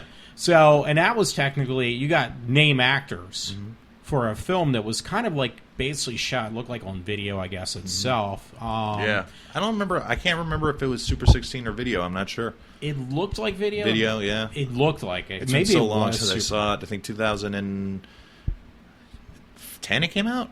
Oh, really? Yeah, it probably was video now that I'm thinking of it. Yeah, you're probably right. High grade, maybe HD video or something like that, yeah. Yeah, personally, I thought personally, I thought the acting wasn't too great. You got good actors, people I really admire. Oh yeah. The best part was actually at the end, after the credits, with what do you call it? Because he was just hilarious. He always is. He always brings a smile. Yeah, he does. He Brian. does. He's Brian O'Halloran. He's awesome. Exactly. Halloran. I can't even say his last name. I'll give it a 10 because I know I'll fuck it up. But talking about that with independent films, one I did like, honestly, and I'm not trying to put you on a pedestal, was definitely AGONi. Thank you. Yeah. I know you definitely enjoyed it. You did do a podcast earlier and talked about it, which I appreciate. Thank you very much. Yeah, and well, trust me, I'll go in, honestly, with a lot of these films that I don't know anything about with like the lowest expectations and expect it to be really bad or crappy. And I looked at yours, you kind of really shocked me. I know I waited this long to actually talk about your film now. How long has this been running on now? An hour? Probably. That's fine. I don't care. Yeah. It's like I say, I don't have any places to be, I don't have any babies to kiss or speeches to give, I'm good. Oh. It's like, no, I gotta go buy some heroin, go hang out and shoot bath salts up my butt and boof it. What do they call it? The kids call it these days, boofing it.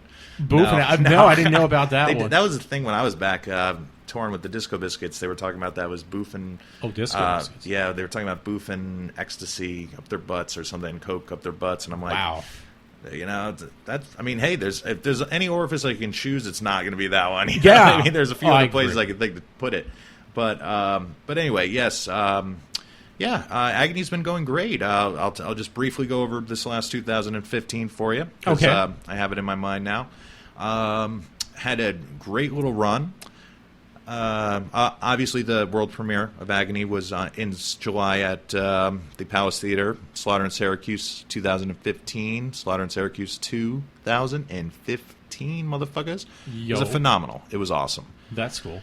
Couldn't ask for a better time. They had the pre-party, which was on a Friday, and they screened Anthony Matthews' Revenge is Her Middle Name, which Brian Truex produced.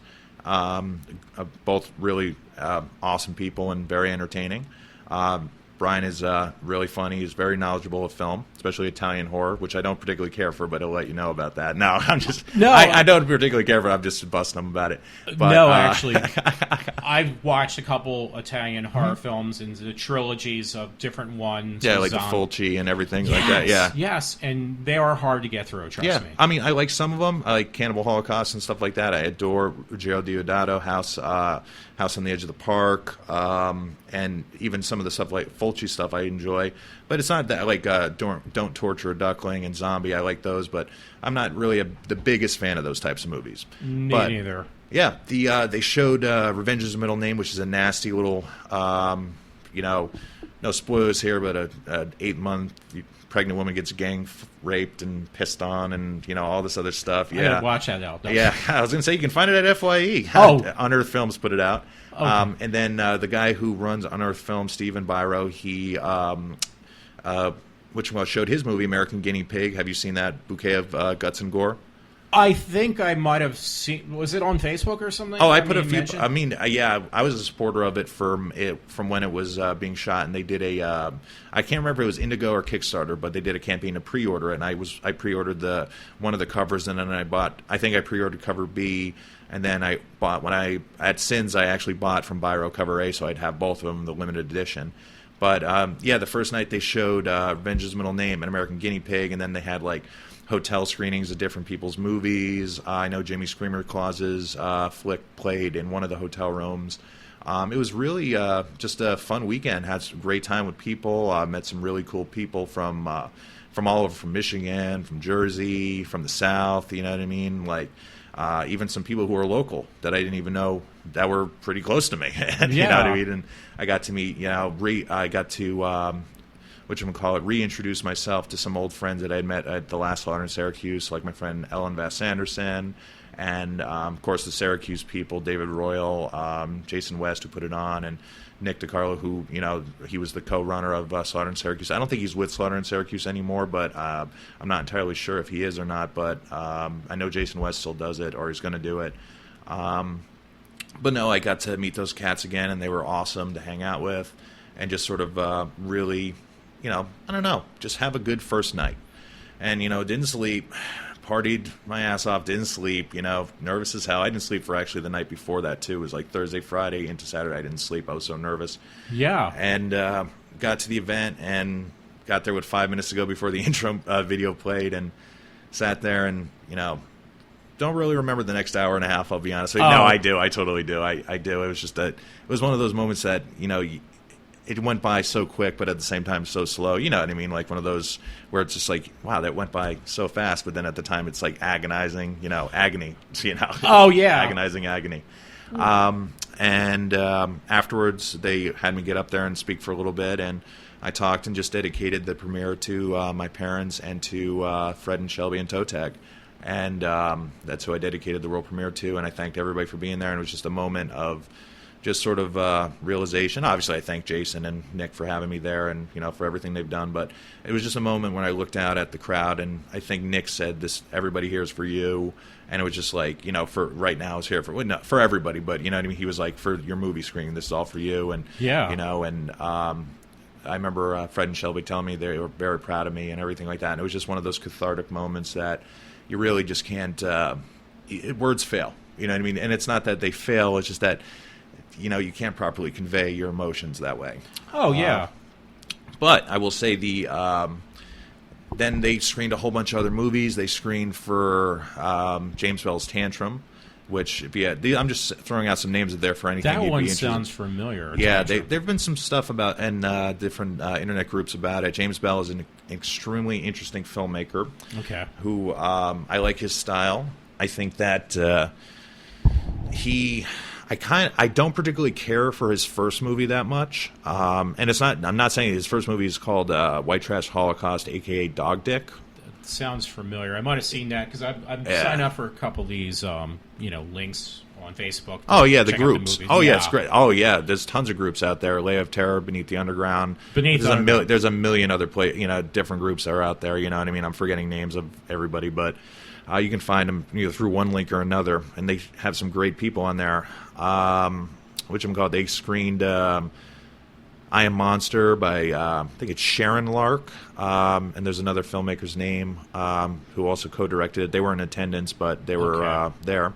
Headless, they showed Headless, the New York premiere of Headless, which everybody for the longest time has been talking about. It's a sequel to Found, quote-unquote sequel to Found. Okay. It's pretty good. I like Found better. I think Found is a phenomenal movie, but that's just my opinion. I love Found. If you haven't seen Found, you got to see Found. Found is phenomenal. Basically a coming-of-age horror story that it's a horror story throughout, but it doesn't turn into a full-blown, disturbing, really fucked up horror story until like the last 15 minutes, but it's good throughout. I mean, don't get me wrong, I love the movie from start to finish. Yeah. But for anybody who's just there to see the red stuff, wait, it's coming, and you'll get it and you'll like it, in my opinion. Well, that's funny. One thing I'm thinking about, I think there's a couple films, these independent films, I actually could see on Netflix or Amazon Prime or whatever. Yeah. And I watch them personally. Some of them, I hate to say this, but those I haven't seen yet. So I'm always interested in, ones you can... Oh, yeah. Yeah, but some of the ones I've seen that were independent films... You didn't particularly care for. Didn't care for. Yours I actually did enjoy because it was just...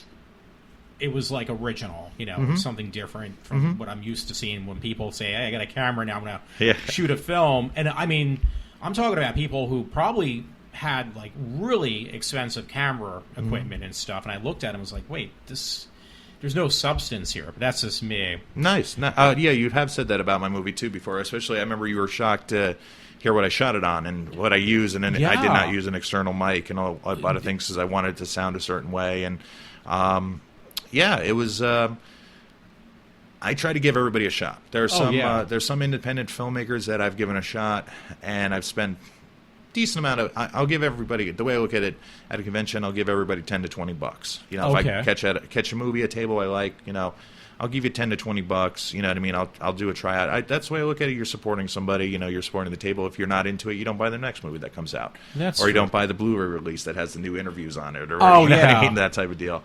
You gonna put out a Blu-ray then? No. Oh yeah, I was gonna say my movie on Blu-ray. I think it looks like shit. You know what I mean? I think it looks like shit in HD.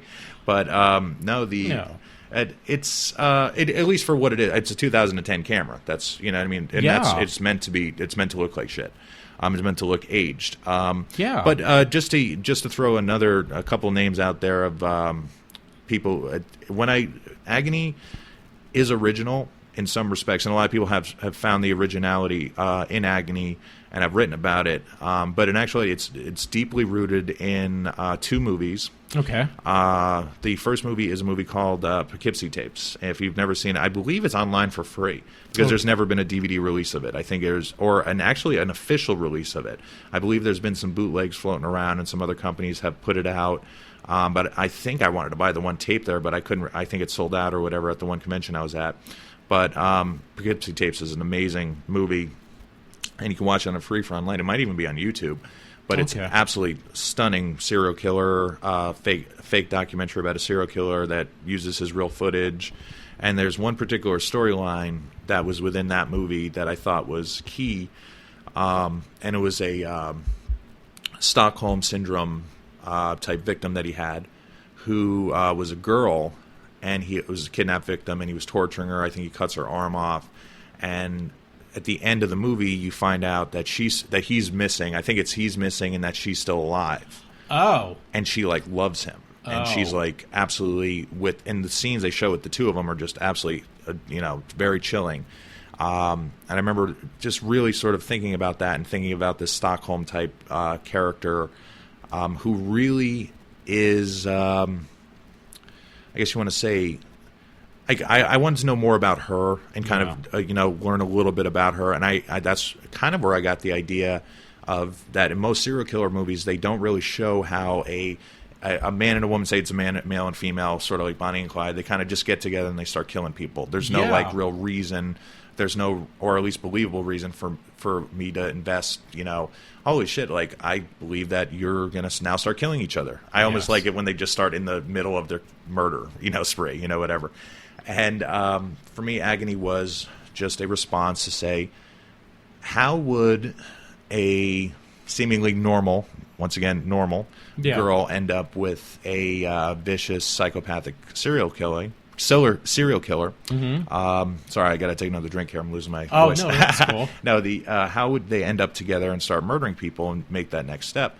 And not to give any spoilers away, but I always thought it'd be interesting to be... That's where the idea of videotaping a potential victim, and then she is a victim, but it's by somebody else. And you watch this horrible attack go down on this person, and, and you sort of give them retribution. You provide them with their attacker. You kind of feel this killer feels something for this victim. I don't want to say feels a connection. Yeah. I don't want to say feels... Because I always say... except for the sick humor, I think Maxwell was always sort of like a dead kind of Pan character. Yeah. Kind of like a very traditional kind of almost like a, I don't even want to say like a Coen Brothers type character. I always pictured him as being kind of just one of these side characters that you always see in one of their movies. Or Todd Solondz, because I love Todd Solondz. I always thought it was him behind the camera, too. I always pictured he did a bunch of movies, Happiness, Welcome to the Dollhouse, brilliant filmmaker. Oh, yeah. Very confrontational filmmaker. I love him. But I took that basic idea of a believable scenario and then infused it with, from the Poughkeepsie Tapes, but then infused it with... the masterpiece is known as the August Underground trilogy. Okay. And those are the ones that Toe Tag does. And you always hear me mentioning about Toe Tag. Yeah, I was going to ask. I'm wearing one of their hoodies right now. Oh, okay. It's a Sella Turcica. Wow, very cool. Yeah, which is a bone at the base of the skull, which houses the pituitary gland. Well, I didn't know that. Where did I? I was going to say I probably messed that one up, but I think I got some of those words right. No, that's cool, though. But no, yeah, and I took the viciousness, and now for somebody who has not seen the August Underground trilogy, I must also have to warn you that Rue Morgue has questioned that it was possibly the most disturbing film ever made. The original August Underground. Really? Yeah, and borderline snuff, kind of. Oh, it is. It's snuff. It's fake snuff. Yeah, it's completely 100% fake. Mortem has some real stuff in it. So there's some real cutting and stuff like that, and some real vomit and real well, there's other real shit that happens in it, but you'll have to discover it. But like AGONi. No, like AGONi. Yeah, no puking on people though, no. or in open wounds. There's no puking in open wounds. Okay.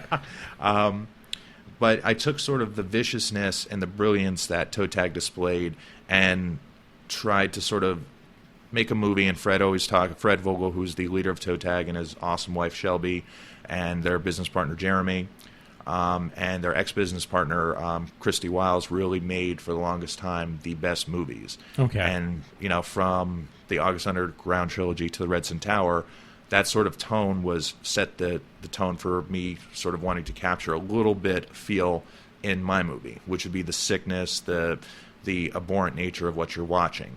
And obviously, and I hate to say this, and break out your change drawer, the verisimilitude of what's going on. You know what I mean? The actual, like, the reality and how real it does feel. And a lot of people have said that with AGONi. That's what I thought. It feels real. Yeah. And I just tried to make a bigger movie, and those are my two biggest inspirations, I would say. And going to horror conventions and like Cinema Wasteland and film screenings and film festivals like Slaughter in Syracuse, and even the smaller conventions like Mr. Hush and stuff like that. Yeah. This was basically just my love letter to underground, quote unquote, or just the whole horror genre, but mostly to the people that really work really hard in underground horror and try to take their no budget horror, as we like to say, no budget, and sort of make something with it. Spend a year of your life, year and a half of your life with something, and produce something. Well, that was the thing. How long did it take you to put this together? I have a couple questions about that. Oh yeah, anything you want to know, man. How long did it take me to put this together? Yeah, to put myself back together. No, it took. We started shooting in July of 2013. And what was going on is, and I'm not going to get into the specific dates, but it happened because it happened a couple times throughout it. But I was getting weird, like, sicknesses. Okay. And so it took a lot longer to shoot than it probably should have.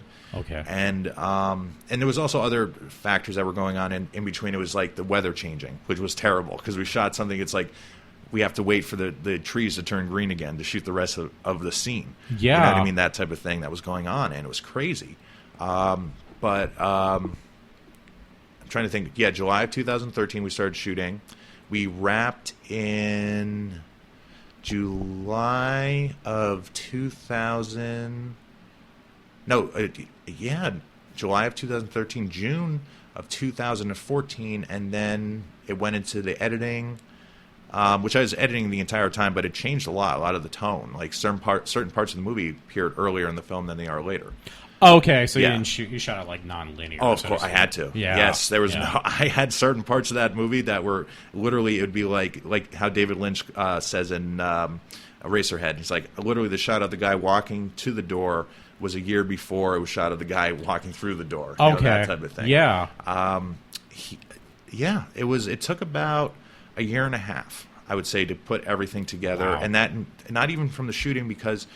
We started in July, but we were also supposed to start earlier than that. And I did some little things that I was putting together and put some of the outfits together and some of the pieces that we were working with and, little things that we would need, like buying all the supplies that we would need and for the shoot. And so I'd say about a year and a half it took. Okay, because, I was going to... and I got sick in between it, too, and that's what caused that was a big drop. And then we were supposed to have a premiere... which was basically going to be a rough cut of the original version of the movie. I had it done. There was one major portion of the movie that did not exist at that point because I hadn't shot it yet. I'd shot parts of it, but I hadn't shot the completed version yet. And so I was going to show a work print version, and that premiere unfortunately got screwed up. And then I took basically 6 months off and didn't really talk about the movie, didn't people would ask me about it. I'm saying it's coming.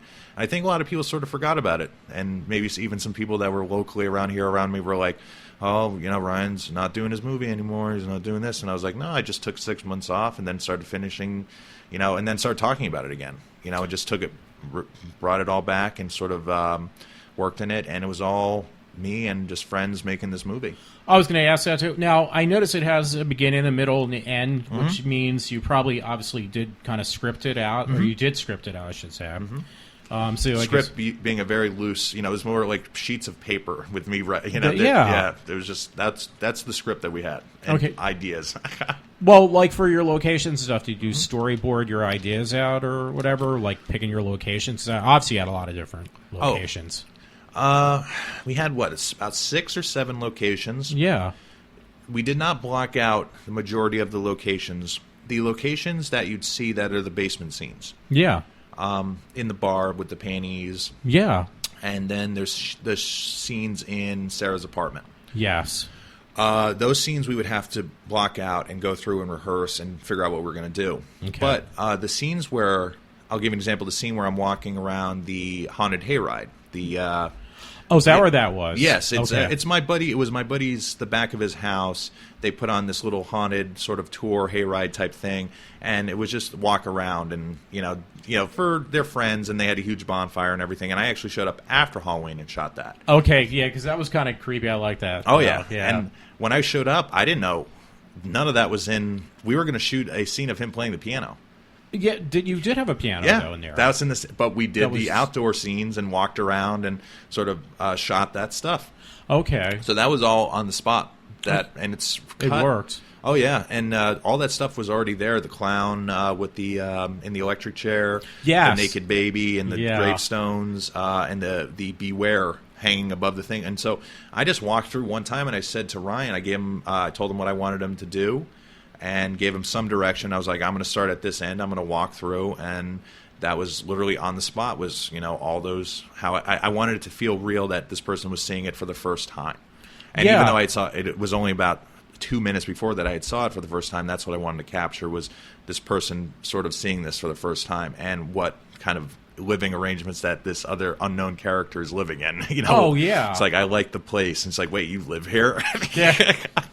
And then we went inside and we did the piano sequence. And for the only thing we really did for that was he showed me the location. I showed what I didn't want. That room is huge, by the way. There's like, if you look back, piano room. Yeah, that actually has like a huge sound system and this huge television setup and like DVDs and a huge couch. It's all on the other side. You just can't see it. Yeah, you did a good job of blocking it, making it feel real claustrophobic. Yeah, I wanted it to. And that room is huge. And I just we turned off certain lights that we wouldn't need and just made it really dark in the one area. And right next to the furnace, when I zoom in on the furnace, if you were to stand and just tilt your head up, that would be an entire entertainment system with an exercise room. Wow. On the other side, I think there was like, if I'm now, obviously this was a while ago. We were there. I've only been there one time, but I want to say there was a couple pieces of exercise equipment there too. No, you blocked that out good. It had that grindhouse feel to it. Awesome, dude. Awesome. Yeah, we showed up. Ryan played me the pieces. Now, I thought the second piece was Chopin, but it's not. He actually wrote both of those pieces, and all the music that you hear in the movie is his. Oh. His name is Ryan Coffran. He's an amazing musician. I believe he's in Allentown now. Okay. But he plays or played for M80, which is a touring 80s cover band that's toured. And I think they've gone to Europe and all this different stuff. Wow. Really, if you're into that type of thing, check him out. They're awesome. But he's a really gifted musician. He's always been able to write, and sort of we've had these long conversations of always wanting to work together. And he wrote a whole bunch of music for me, and I just sort of stuck it in parts of AGONi. And he wrote these 2 piano themes for me, and I said what I wanted out of him, and he took very little direction, and he just produced these 2 really awesome pieces. And I said, well, this is how the scene's going to go. He played me this song, and I went, this is how it's going to go. I'm going to stand out there. You're going to see the door to show that we're inside now, and then we're going to walk around. You're going to see the other piano, that creepy-looking piano. Yeah. And, blah, blah, blah. And then we're going to finish the scene, and we did that in 2 takes. Okay. And that was it. And the music he wrote was just phenomenal. I think the only difference in the second take that we did was that I zoom in because Ryan, he has a tattooed wedding ring. Oh. And I thought it would be cool if we went in and you see a close-up shot of the tattooed wedding ring.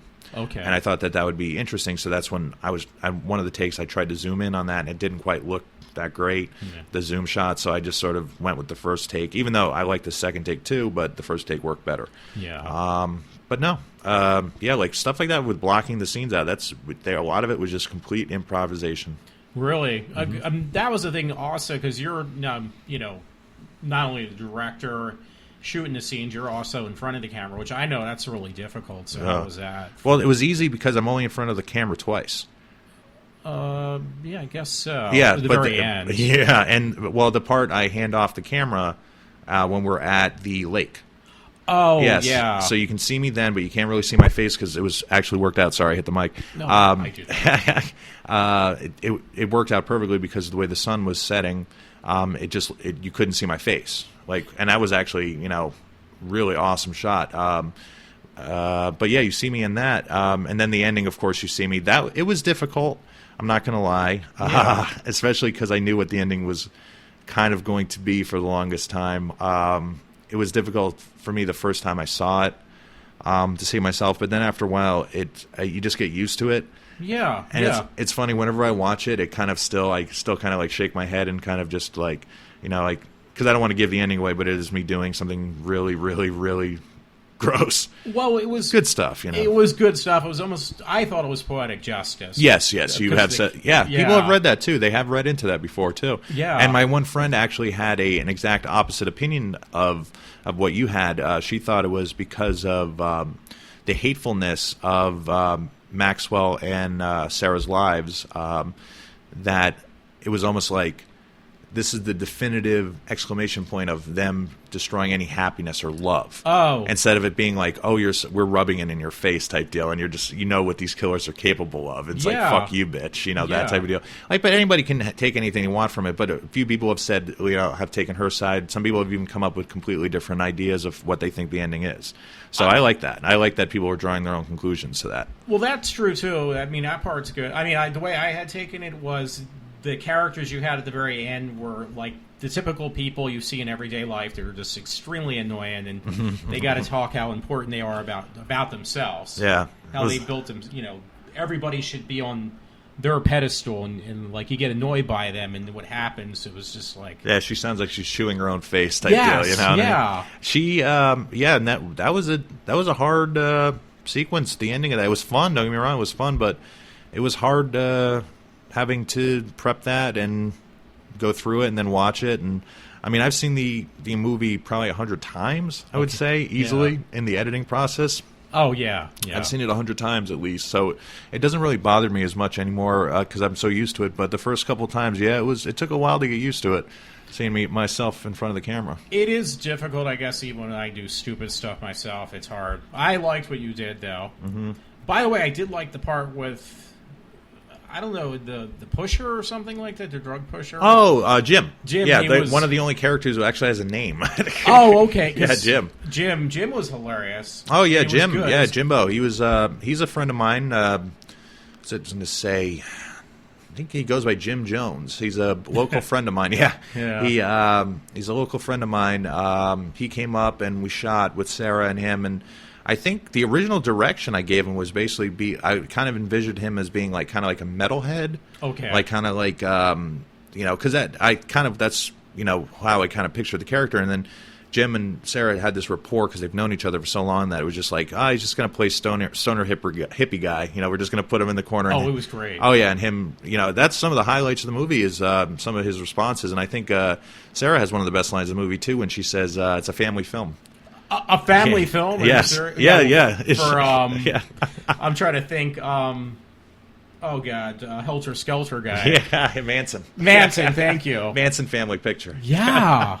Yeah, he was a sport. He let us tie him up and get blood in his eyes. And, Sarah was up for anything. So she was great. Oh, yeah, Sarah. She really she tried.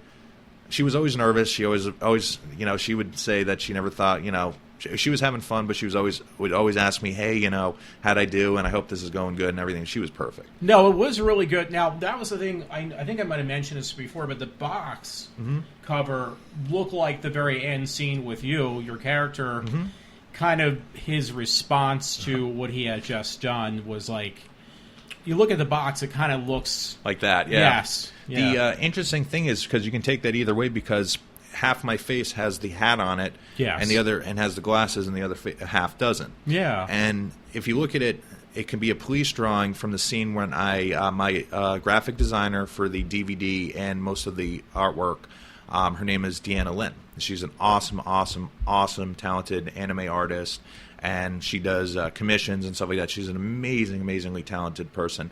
She's the one I stick with the needle. Not the kid, obviously, but, That part with the kid was it's very tough disturbing. No, sorry, guys, spoilers. We should have said spoilers before that, but there's a few parts where people get pricked with needles, and the one character who gets pricked on that, her name is Deanna Lynn. Yes. She was my graphic designer she worked her, I think, 30, 40 hours for me within the space of 2 weeks on getting that done. Okay. So I'm forever indebted to her for her, effort and the time that she put into it. It was just phenomenal. The original drawing was done by my friend Livy.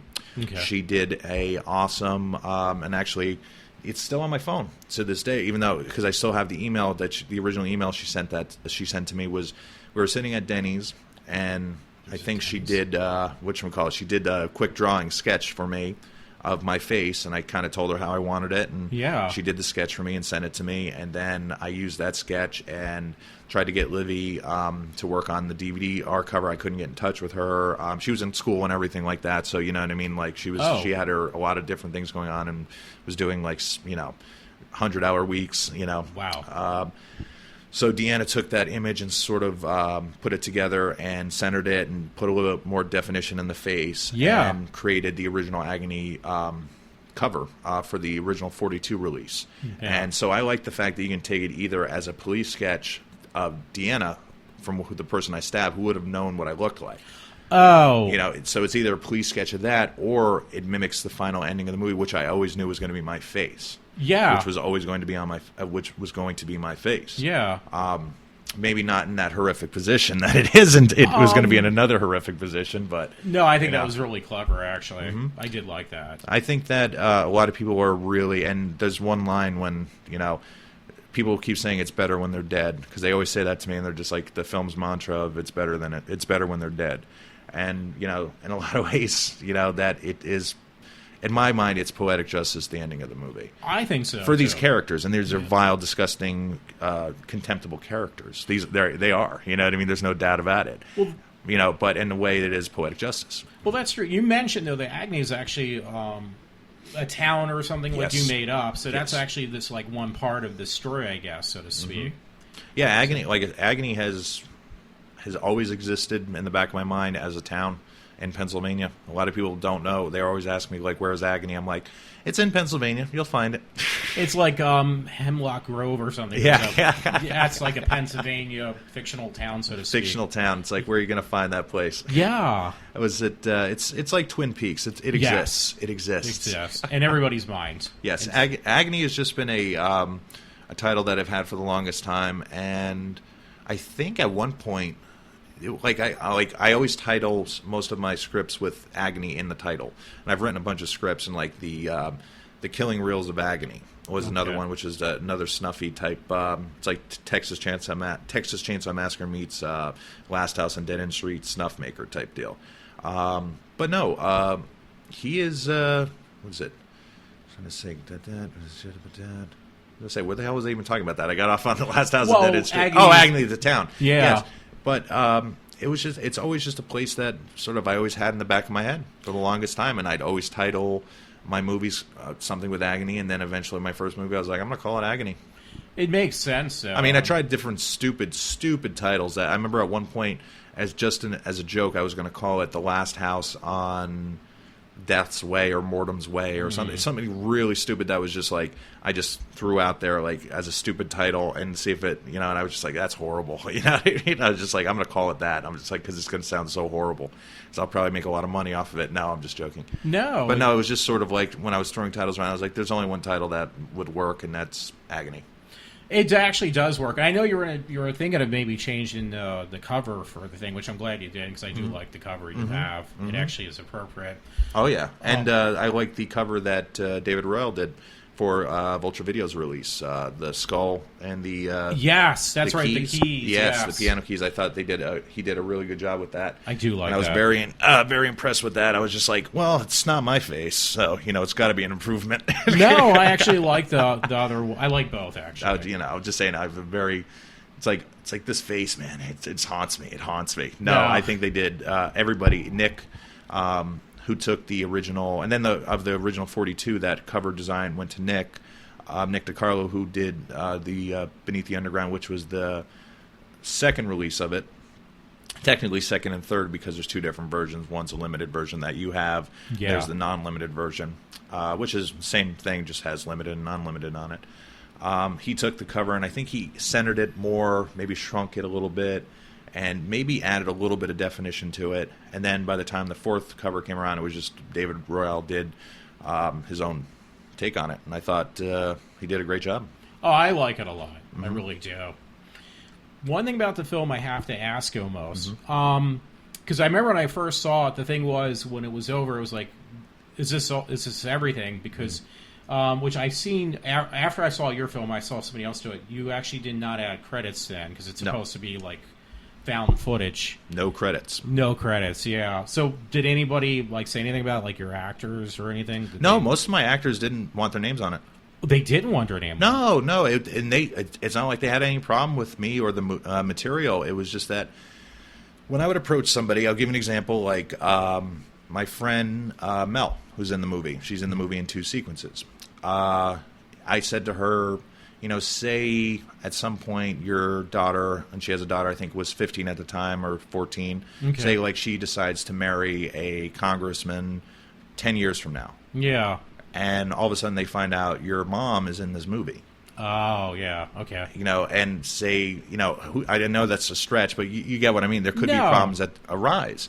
And that's what I would tell everybody when they were signing. I'd be like, if you don't want your name on the movie, I will take it off. And the thing is that a lot of them, too, have that horror is not their deal. There's, I think, only really 1 or 2 people in the movie who are really into horror.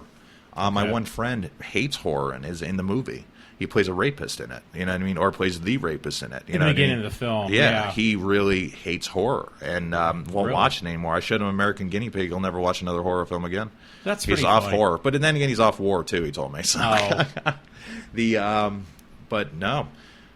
So the majority of the people for the credits, I gave them the credit on the DVD sleeve, and the majority of them are kind of made-up names and their name and either a made-up last initial or their real last initial. I mixed it up. Okay, because I was going to say, I know you put up an IMDb. Like, did you put credits on there? I can't remember. Oh, it's just my name. That is it. Okay. Because the only person, any person, if they ever wanted any credit on it, got the credit. I was going to say, most people just said, I was like, how do you want me to put your name? And they would be like, well, I'll put your name, like, I'll give you an example, like, I put Livy's name as Sweet Livy B. That's not her name. You know what I mean? Like, I call her Livy and everything. She has, her proper name, but I did not have it listed on the movie. It's not like even my friend, like my friend Joey, who is in the movie, who's not into horror or anything like that. He's listed as Joey, Joey M. You know what I mean? So he isn't embarrassed about being in the movie or anything like that. He's just like, for all intents and purposes, say he wants to progress in his field of his employment. Yeah. Wants to go further, and maybe at some point him being in this movie may hurt him. You know what I mean? And that's why I'm always try to be very protective of the people who get involved with my stuff, because it is, I knew what it was going to be. And I knew, and that was the thing I would tell. And so many of my actors put so much trust into me, which I'm so appreciative, and I'm indebted to them. Like, I'll give an example. Like, there's a kid in my movie, and now I've known this kid since before he was born. You know what I mean? I've been with this kid. I was there at the hospital the day he was born on July 4th. But so when him and his mom agreed to be in my movie, it was such an amazing sort of trust. And the thing is, I would never want, like his name. I put him on the credits on the original DVD release or in the trailer as Baby JD. Oh, okay. You know what I mean? Like, because I was just like, I'm not going to put they don't want his name on it. You know what I mean? Obviously the legal documents were signed away for him to be in the movie, and everything was made sure that he was comfortable and everything. But it was just like, we're going to do this to help you out, and because we love you, and that's it. And because they trusted me. And the majority of people were like that. We're like, we will help you do what you need to do. But it's not like we're going to try to make some people may try to do graphic design from it. Maybe they could get a job being an actor or an actress. Yeah. That'd be awesome. Use it, please. You need a recommendation, let me know. I'll write it up for you. I'll talk to them, whatever you need, But the majority of people, they're not into the horror genre. They're not into underground horror. And they certainly aren't into, like, snuff films, but they agreed to be in it because I was making one. Well, that part's kind of cool. Now, I assume you might be talking about the kid in the minivan? Yes. Okay. Yes. Yeah, that was... The fetus is not a real kid. Oh, no. That was fake. That was made. No, the baby JD, who's like one of the only like 5 actual kids in the entire world I can stand. After Christmas, you just get, hear him screaming and everything like that for 2 months. But no, he's a good kid, and his mom put a lot of trust into me. So she's awesome, but everybody who worked on the movie is awesome and really supportive. And and the thing is that it's just been 2 years. I mean, some of the people have moved away. Oh, I mean, Ryan's in the movie. He moved away. I think he lives in Allentown now, which is like an hour and a half away. So it's tough keeping in touch with people, but this is just the way it is.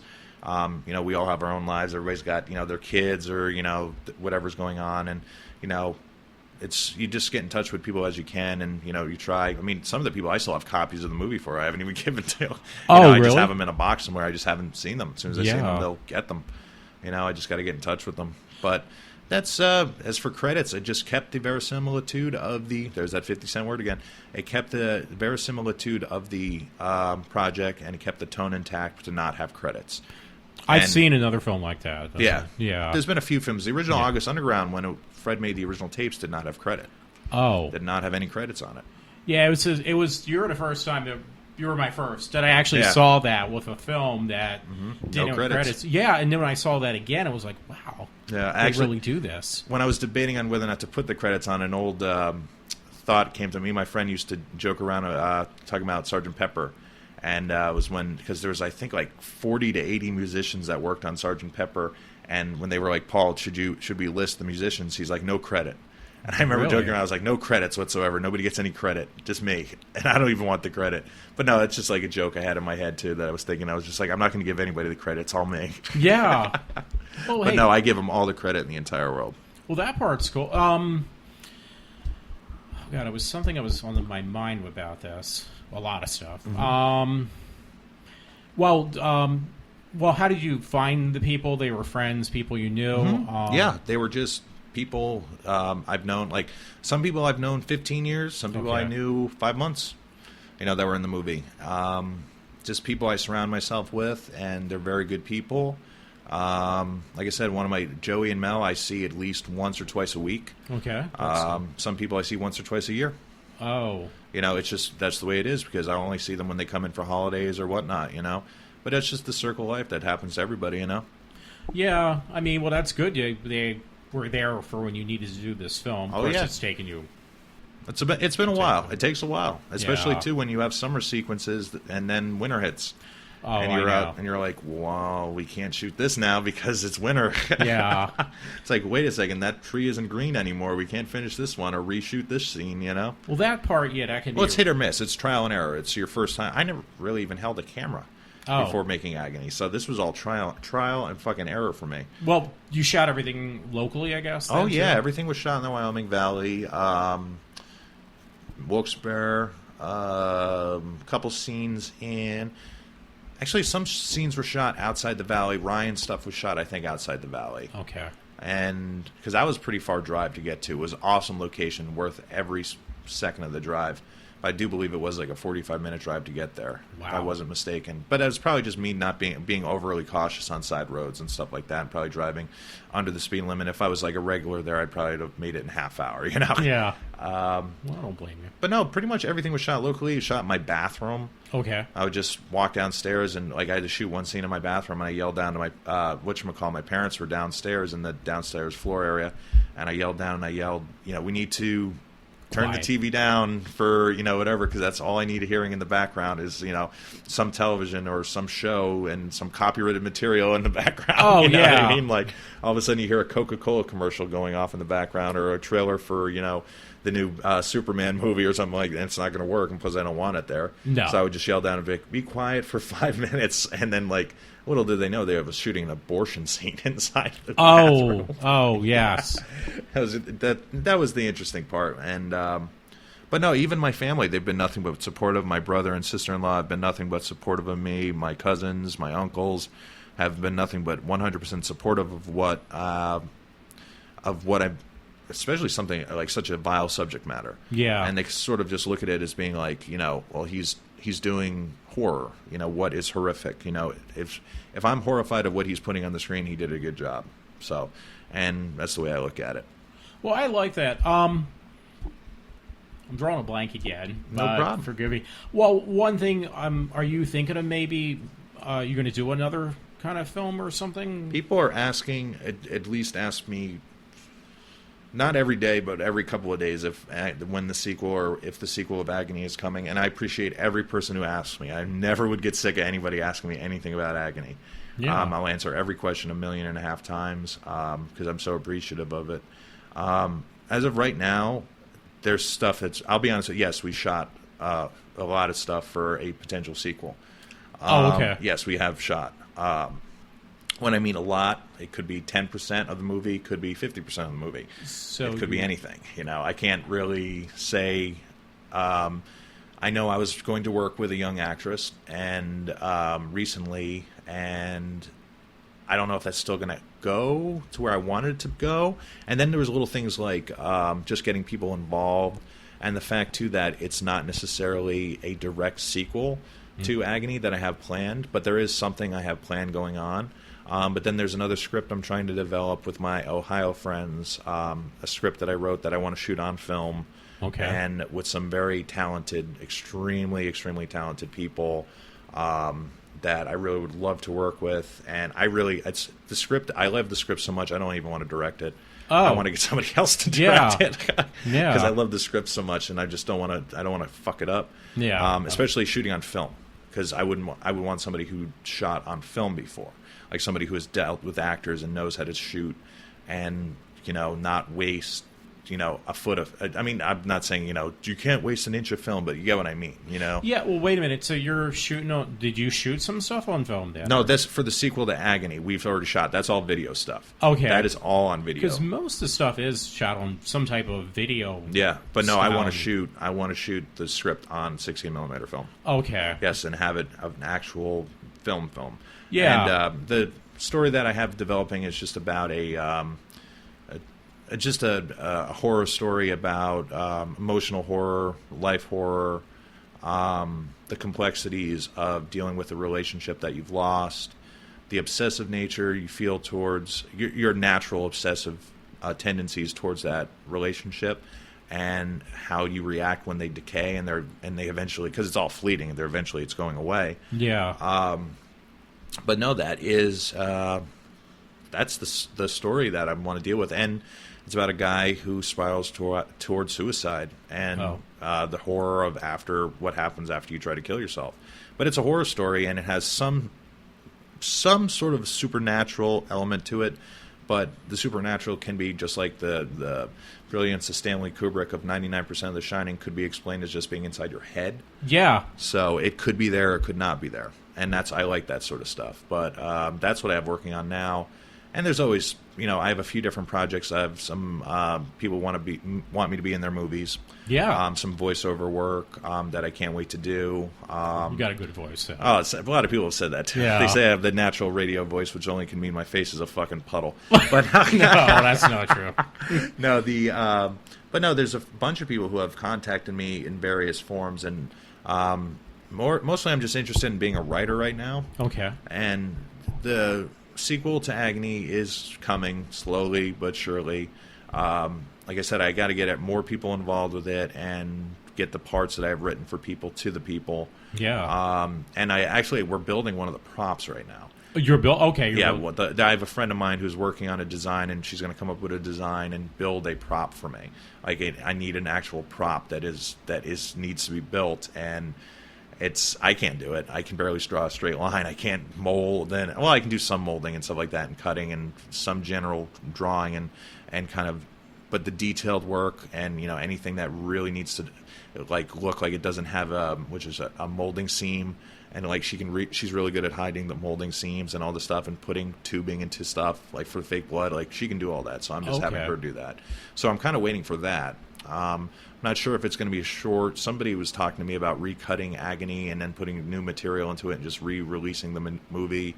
And I wasn't that big of a fan of that idea. You want to do something different, I guess. I do. I want to do something that is going to, like, not only appeal to the people who really like the first movie, and there are a bunch of people who have really liked the first movie. Oh yeah. And but I also wanted to continue, like any good sequel will do, would be to continue, introduce new characters, and continue with respect to the material that has passed before it. And, I mean, I could obviously, some of my favorite snuff films, as soon as they end, they could start a year later. And the person's picking up a camera and it's a year later. You know what I mean? And for some reason, I want to do something that is a direct sequel, but at the same time, only for a little bit and then have it completely change. That's kind of what I've been dealing with in the script writing stage. And once again, I use the term script very, very loosely because it's just ideas and notes and jotted down things that I've just had for a long time. And stuff I couldn't do on AGONi. Oh, yeah. There's stuff that I wanted to do in AGONi that I wasn't able to do. Well, that was the thing I was going to say. It could either be a sequel or a prequel, even. Yeah. Well, I mean, I was going to say prequel, Maxwell prequel. I was going to be like, what am I going to do? You know, like I said, I have all of Maxwell's backstory planned out. Okay. I have his horrid childhood. I have his adoption. I have his, first time he got laid. I have his first everything you can possibly imagine. I have Maxwell's life story in the back of my head.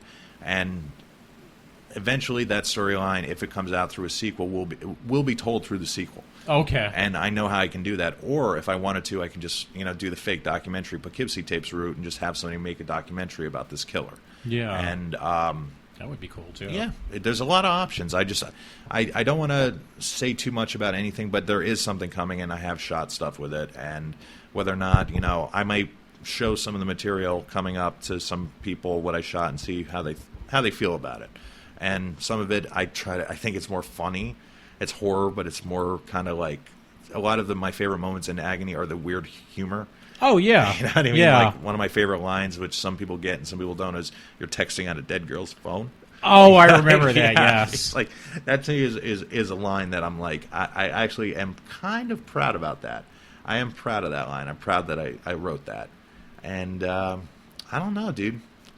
It's AGONi is the sequel. And I will say one thing: the sequel will be called Atrocity. I was going to ask. It will be called Atrocity, and it's not like Atrocity is a town in Pennsylvania, but I'm going to keep the sort of sound of AGONi and just turn it to Atrocity, and that is going to be the sequel, spelled with a lowercase I, of course, like I always do, but. I don't know. That's really the only thing we have. And I think we're approaching about the 2-hour point right now. So I think I'm going to have to excuse myself to use the restroom. No. Oh, that's cool. Because I can do that. We're going to do a quick pause. How's that sound? That sounds good. I can do a quick pause. Okay, everyone. This is Walter from iWalter. We're back again with Ryan Logsdon. Thank you very much. We took a little bit of a mini break. Just let everybody know. Piss break. It's okay. A piss break. Yeah, it's been 2 hours. It's hard to believe. It's funny, actually. I mentioned this maybe to Ryan before. Like, I listen to a lot of these talk shows, and honestly, there's some talk shows I listen to that are 3 hours long. But when you take all the commercials out and everything like that, they're actually only like an hour and a half of that. If you're lucky. I mean, this is pure just talk. No commercials, whatever, and we're not sponsored yet. We're not sponsored yet. That would be nice, though. It'd be really nice. Oh yeah. So I want to get back, though. I wanted to talk to Ryan about AGONi. There was a couple questions I had. Sure. Because I know we had to take our piss break. Yes. My question was, what got you into like the horror thing and toe tag and everything like that? Because I know. Well, I've always had a love of horror. Okay. Absolutely. I saw my obsession with horror began when I was in the back of my parents' car. I think we were driving from church to probably get Saturday dinner because we used to go to church on Saturdays. And I was reading a Blockbuster Video's guide to the 100 greatest movies of all time. And they were talking about, Roger Ebert was talking about the movie Halloween. Okay. And within the text of him talking about this 4-star movie Halloween, he started mentioning this movie Last House on the Left. And I remember I just thought it sounded really cool, and I'm just like, hey, what's The Last House on the Left? My mom looked at me, that is the scariest movie. Of all time, like freaking out about it. I'm like, of course I have to see it. Yeah. The little 8, 9, 10-year-old me or whatever it was, got to see Last House on the Left, and this isn't a horror movie. This isn't a horror movie. This is not a horror movie. And then it's a fucking horror movie. It's one of the most horrific fucking things I've ever seen, and I don't even know how to classify that. And like I've always been especially just like that's what really got me into sort of confrontational horror, what some people refer to as confrontational horror. But I've always had a really big love for the horror genre.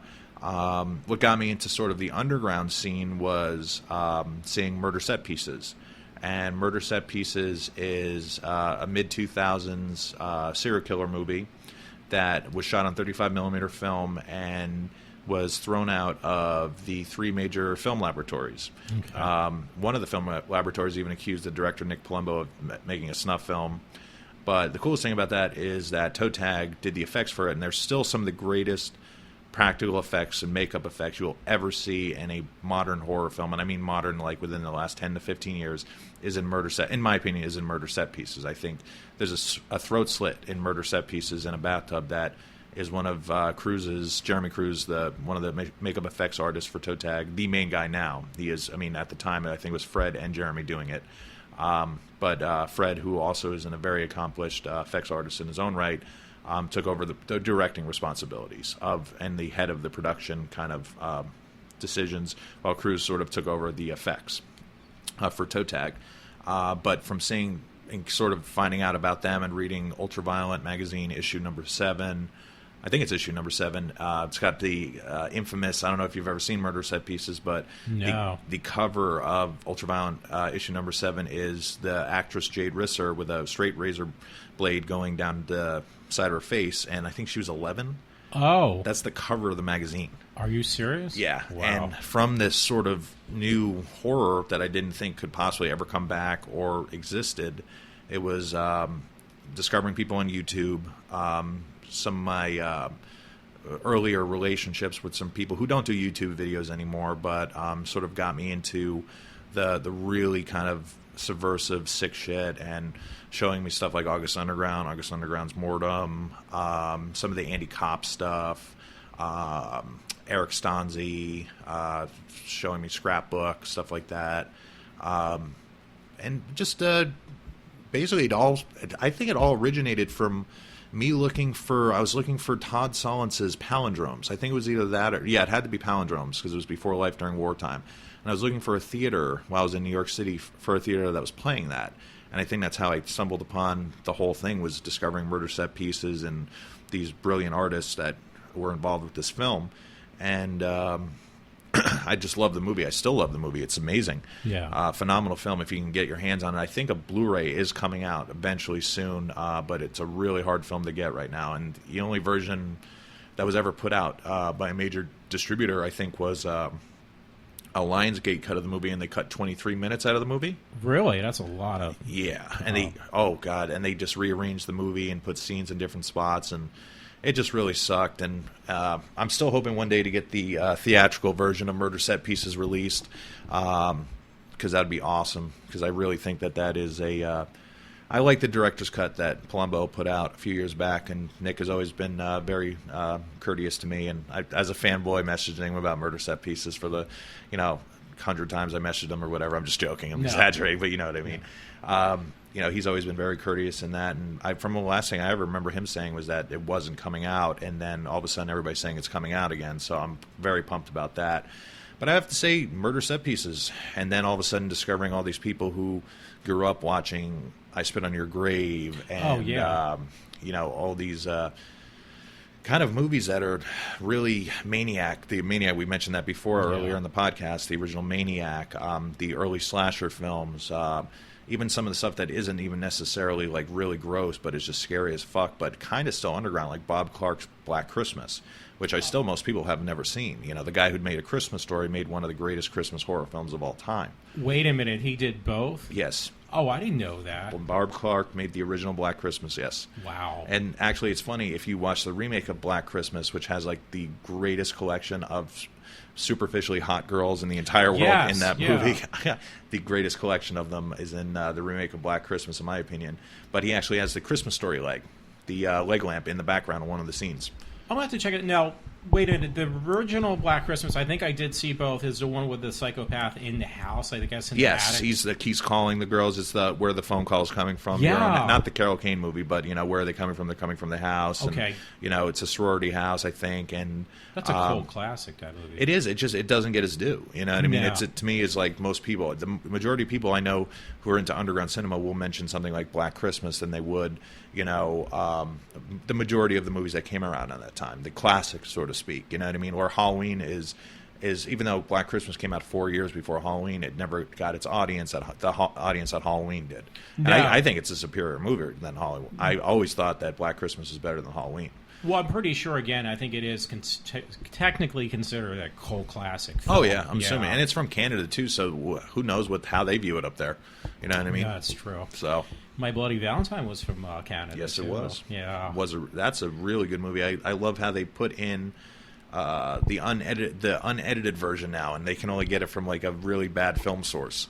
So all the scenes are spliced in. You can get the unedited version now, but it's all like a lower grade video, so you can see, or not video, a film. Whatever print they used, to sort of fill in the gaps. So it is cool to see what originally My Bloody Valentine was supposed to be. That I like to see, because actually, believe it or not, I was a kid. I went and seen that in the theaters. I got my parents to go take me to see that. Nice. And that movie really was disturbing. Actually, there was one film that disturbed me more than that. I don't know if you ever heard of it, but it was called The Children. They made it into a trauma film now. Yes, I believe, yes. That one still gives me nightmares. I can't watch it. Oh, yeah? Yeah, it's really, really disturbing. But, those movies are definitely cult classic. I'm cold from drinking that iced tea now. Shivering. You piss, drink iced tea, and get cold. Yes. It lowers your, your blood or whatever. I don't know. So, wait a minute. I got into horror films when I was a kid. My mother would take me to horror films or watching shows. It's before your time. I remember when I was your age. Dr. Shock. They would show all the B horror movies and the Creature double feature. What was that? I grew up with Joe Bob Briggs. I mean, Monster Vision. I love Joe. Yeah. What you just said. I love Bob him Briggs. Too. Oh, yes. Love him. Absolutely. He was one of my favorites every Saturday night, Monster Vision. Yeah, exactly. It was that. There was one, Stella from Philadelphia. She did the same thing. Joe Bob was actually... They both did the same thing. They show, like, the old B horror movies that are kind of campy, kind of... Yeah. Yeah. So pretty much even the slasher movies of the show are the same thing. The B campy B movies. Absolutely. Yeah. I just like it that Joe Bob Briggs, the one time he showed Friday the 13th, the final chapter, part 4, and he showed that, and he's just like, yeah, just so you know, we've cut out all the violence and nudity of this movie. So we're basically watching it for its acting and directorial chops, you know what I mean? Like, it means there's nothing left of the film. There's nothing left, but it's still, I like the movie. I used to watch it. I used to love it when they would cut the little bits of gore and stuff out, because it just made it that much special when you got to rent the video, or buy the video. Well, that's true. Well, for me, it would be, I don't have to cover my eyes then. Yeah. It's like, cover them up. Exactly. I've done that so many times. Actually, I saw it when I was a kid, which I wasn't legally, I should have went and seen, was this movie called Galaxy of Terror. Okay, yes. That's a very gory movie itself. Really weird, but it was very gory. Oh, yeah. I think, isn't that an 80s movie or is that 70s? It is. Yeah. Yeah. I was going to say, I do remember that. I think that actually has a cult following, too.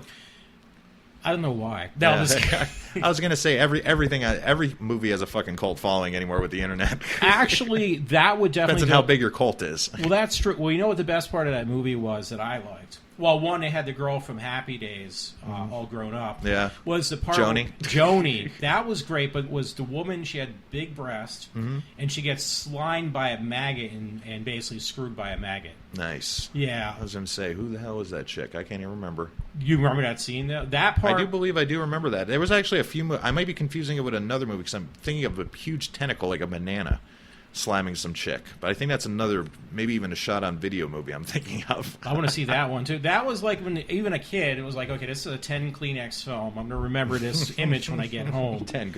It's your spank bank was filled, so to speak. You're making a withdrawal, right? Yes, Isn't that what they say? Yeah, that was definitely one of those films, just because of that. So you're like me then, I guess you got into horror films by just watching them as a kid, I guess. Yeah, just loving them. Yeah.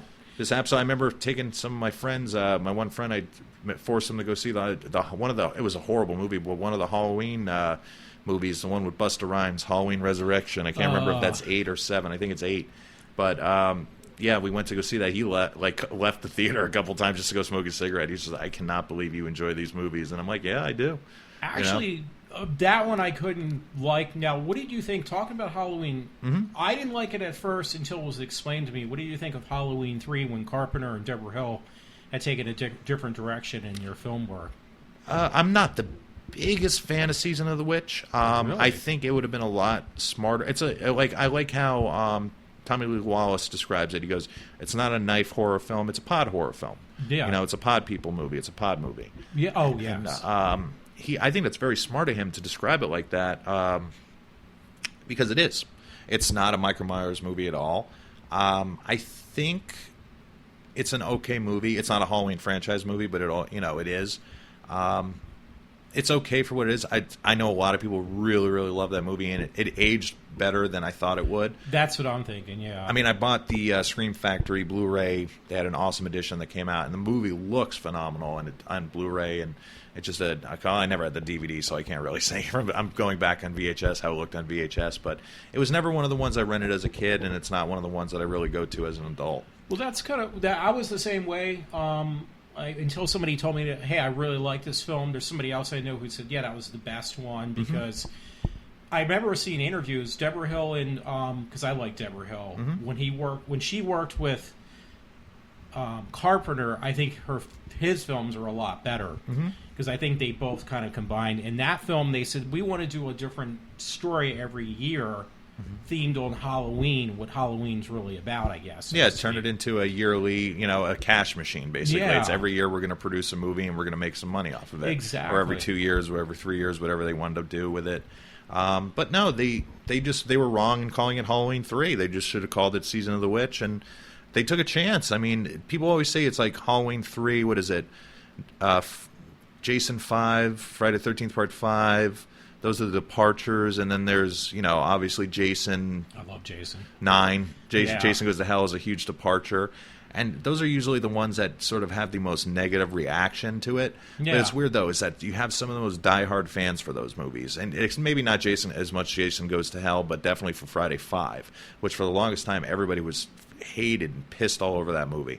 And then when you watch it again and you start to realize, you're like, this is a fun fucking movie. I mean, it's a fun movie. It's, you like it for the tits when you're a kid and for the blood. Thank you, yes. But yeah, it actually comes out. It's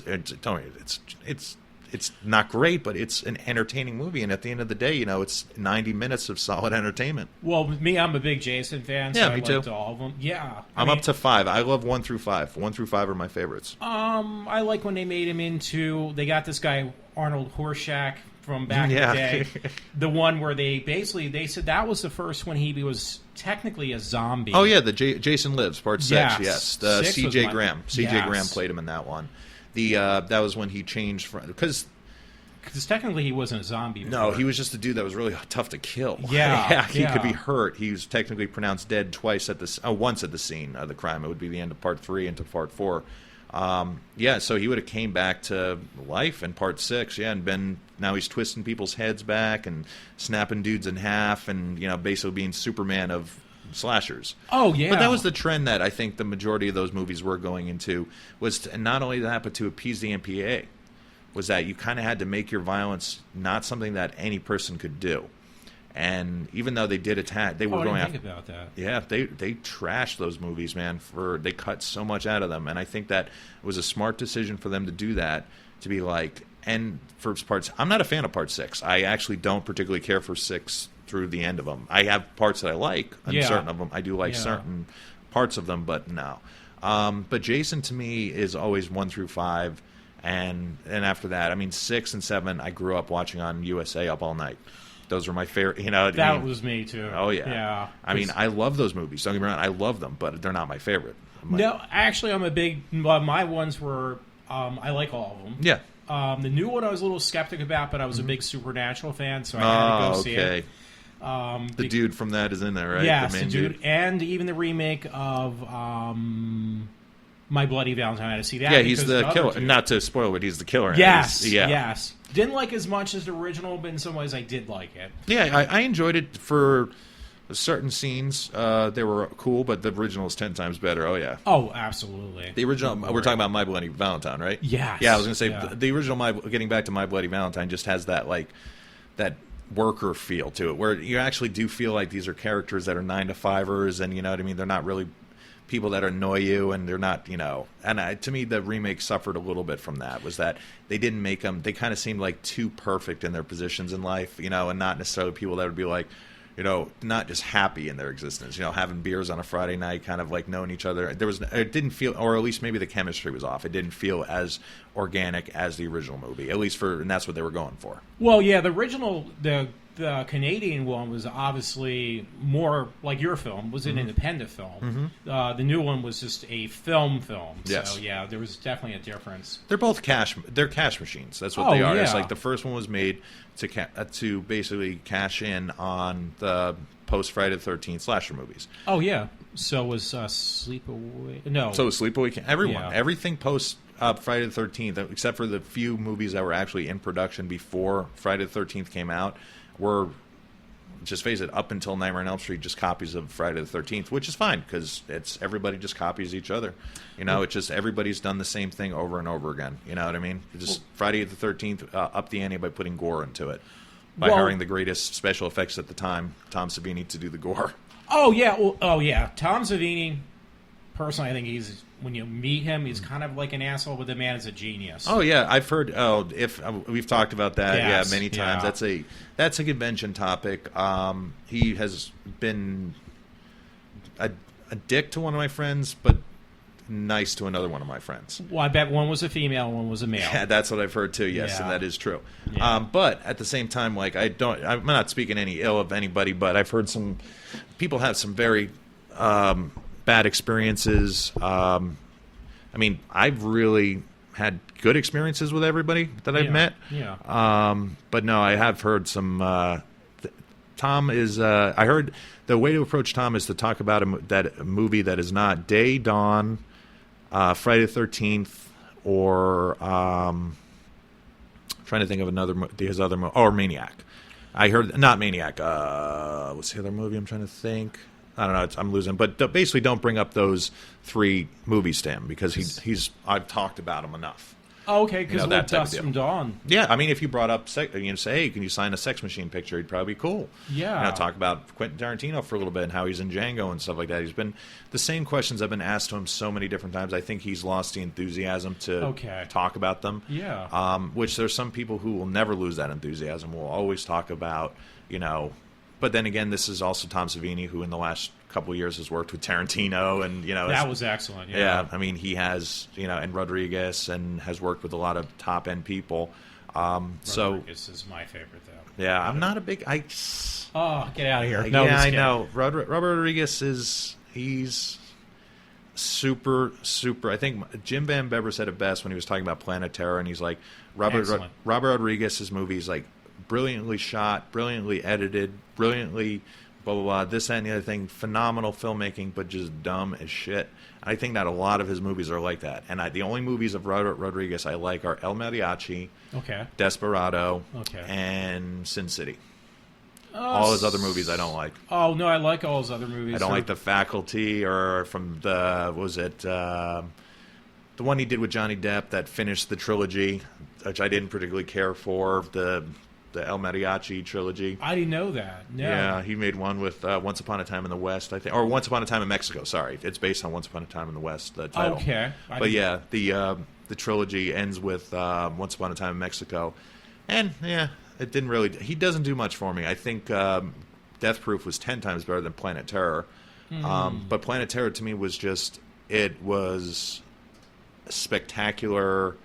Gorefest. It was, and I'm happy to see that much gore on the big screen. I really loved was. it. Same thing with what's the new The Green Inferno. I may have not liked the movie, but I appreciated the fact that they put that level of violence on the screen and they can get an R rating for it. Actually, I still got to see that because I remember you mentioned about it. That's what I remember you saying. I still haven't seen it yet, so I have to obviously rent it now. Yeah, I think he spends way too much. Eli Roth is another director I think spends way too much time and with characters that I don't give a shit.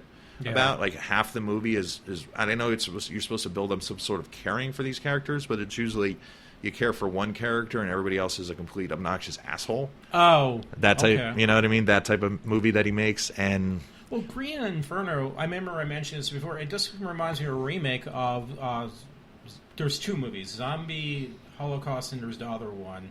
Well, it's Cannibal Holocaust. And Zombie Holocaust is kind of like Zombie Holocaust is like a mixed match of like 3 different genres. Oh. There's like the cannibal subgenre. There's the zombie sort of, well, it's not Living Dead, but it's mindless zombie, like, you know what I mean? Like he takes the brains out and they're, that type of a zombie. They're more servants than they are really flesh eaters. Yeah. I don't even think they eat anybody or bite anybody in that movie. I think they're just servants in it. And the slaves, the old Bela Lugosi type style almost. And then the other genre, I guess, would be just the whacked out doctor. Oh, because yeah. it was called it was billed actually. Zombie Holocaust, when it was released in this country, was billed as Dr. Butcher, MD. Okay, I might have seen that on one of those fast. Mentioning zombies, would you say, because he's from Pennsylvania, the original one who started the zombie flesh eating would be, help me out, Romero? Yes. Okay, he's not from PA. Wait, I think he moved to Pennsylvania. Yeah, if I'm not mistaken, he's from another state. Really? Yes, if I'm not mistaken, he was born in another state and he moved to Pittsburgh. I think he went to school and dropped out of school in Pittsburgh. Are you serious? Because that's what I affiliate with. Yeah, I think he's lived his almost entire life in Pittsburgh and in the Pittsburgh area. Okay, but I think that he is actually not from Pittsburgh. But everything about his movies is Pittsburgh. Yeah, because he shot Night of the Living Dead. Yes. He whatchamacallit, without a doubt, he did not invent zombies. No. What he did was he perfected them. Yeah. It's kind of like the way I would put Fred Vogel with August Underground, where he didn't invent the found footage subgenre films, but he perfected it with August Underground, in my opinion. I'm just saying my opinion, you know what I mean? Well, no, I know what you mean, but because, like, if you think of zombies beforehand, you think of White Zombie, the movie, and the group. I Walked with a Zombie, Zombie. And even the group. movie Zombie. Well, the groups. The movie Zombie from the 70s, I think. That was the Italian film, Zombie. What, the Lucio Fulci, that one came out later. That was actually being made during Dawn of the Dead, when Dawn of the Dead was being made. Okay, but I mean, it was Night of the Living Dead came out in 1968. That's right. And in my opinion, and the greatness of Night of the Living Dead is in the fact that I'm going to go on a slight tangent real quick, then we'll come right back. Yeah, that's fine. And we'll get back to George Romero creating the zombies, which he did. He did create the current zombie horror, if you want to say. The current zombie horror was invented by George Romero in 1968, which he stole, though, but he also stole that idea from somebody else. Are you serious? Because Walking Dead, that's all Romero. Evil. Don't get me wrong, but yes. What was I going to say? Well, I'll say what I was going to say then. Okay. The George Romero, he wrote. He basically took I Am Legend.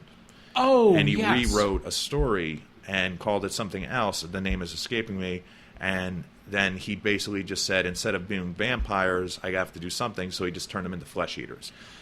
Oh. Yes, so he actually stole the idea or created his own version of the idea. He never intended on calling them zombies. Afterwards, they started calling them zombies. Okay, because I was going to say zombies are pretty much a voodoo thing. Yeah, I just think they didn't want to call them flesh eaters, so they just called them zombies. Okay. And I think that's how the modern term zombie, that actually, that is actually how it started. Okay. So I would say that. But no, the whatchamacallit, the Lucio Fulci zombie, that came out afterwards. That was when right at the time when Romero and Fulci were both making their own zombie films. Dawn of the Dead was his sequel, and Lucio Fulci, I think his first one was Zombie, because after that he made The Beyond and House by the Cemetery. Okay, I do. I think I have that collection. I almost have to ask you, there's a Spanish director who makes movies that look like zombie films, but they're actually, and you either like them or you don't, but they're actually considered demons, but they kind of follow the same path as being zombies almost. Yeah. It's a trilogy, I think, of films back in the 70s. I can't remember his name. I don't know if you... I can't remember his name. I was going to say, if I had a name, maybe I could remember it, but I can't think of it. Okay. So the only thing that came to mind was like the Tombs of the Blind Dead and stuff like that. But I don't know if that's Spanish. Yeah, I don't know if that's Spanish. That's dubbed. I saw a dubbed version. Who the hell knows what language they're speaking in that?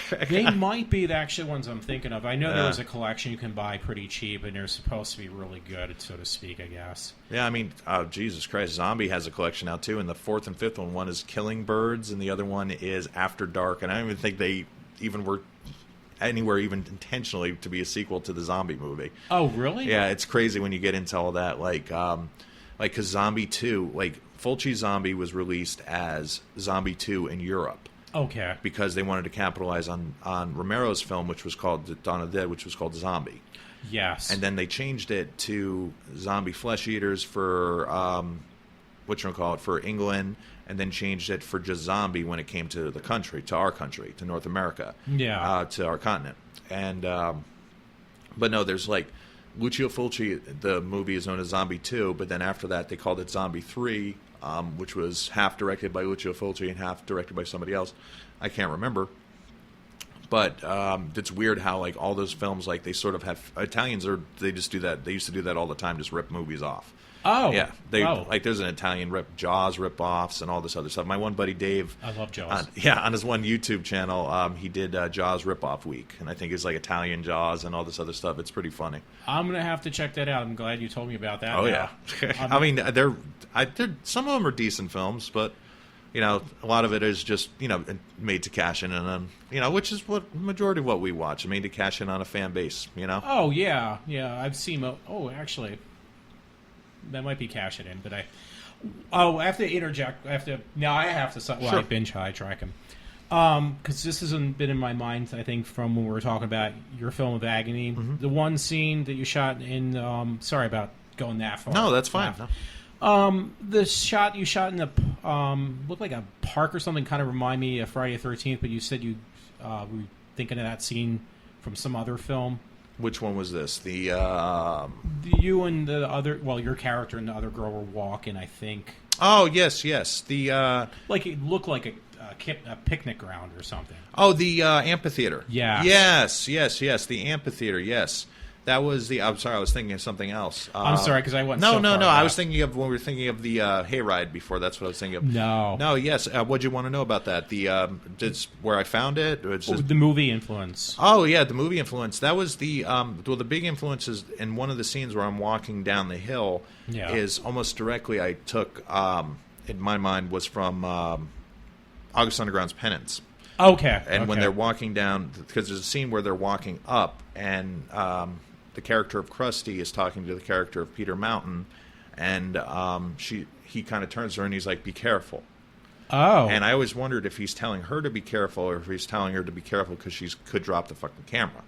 Oh, okay. Like, does he give a shit about her or does he give a shit about the camera? Okay, because that's what you do with your film. You're actually I think filming your... Yeah, I would think that when we were walking down, I kind of had that in the back of my head was to do that as... But no, as for influence with that would be like anytime you're in the woods, you got to say that, you know, at least from all the movies I watch, anything in the woods is usually a Friday the 13th, you know, that's reference. What I was, There's usually some sort of feel I have with that because I just grew up with it. Watching that bastard kill people in the woods, it was awesome. Oh, I loved it too. Oh yeah, there's a lot of other films kind of like that, but to me, Friday the 13th is one. Mm-hmm.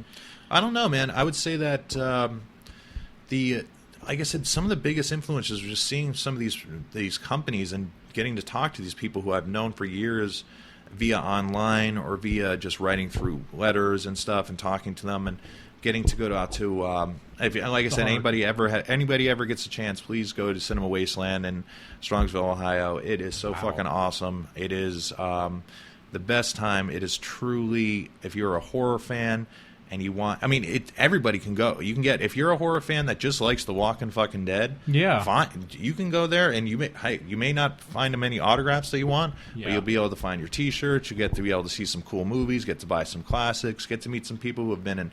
Like last year, they did a huge Day of the Dead reunion. This one, I forget what they're doing this year.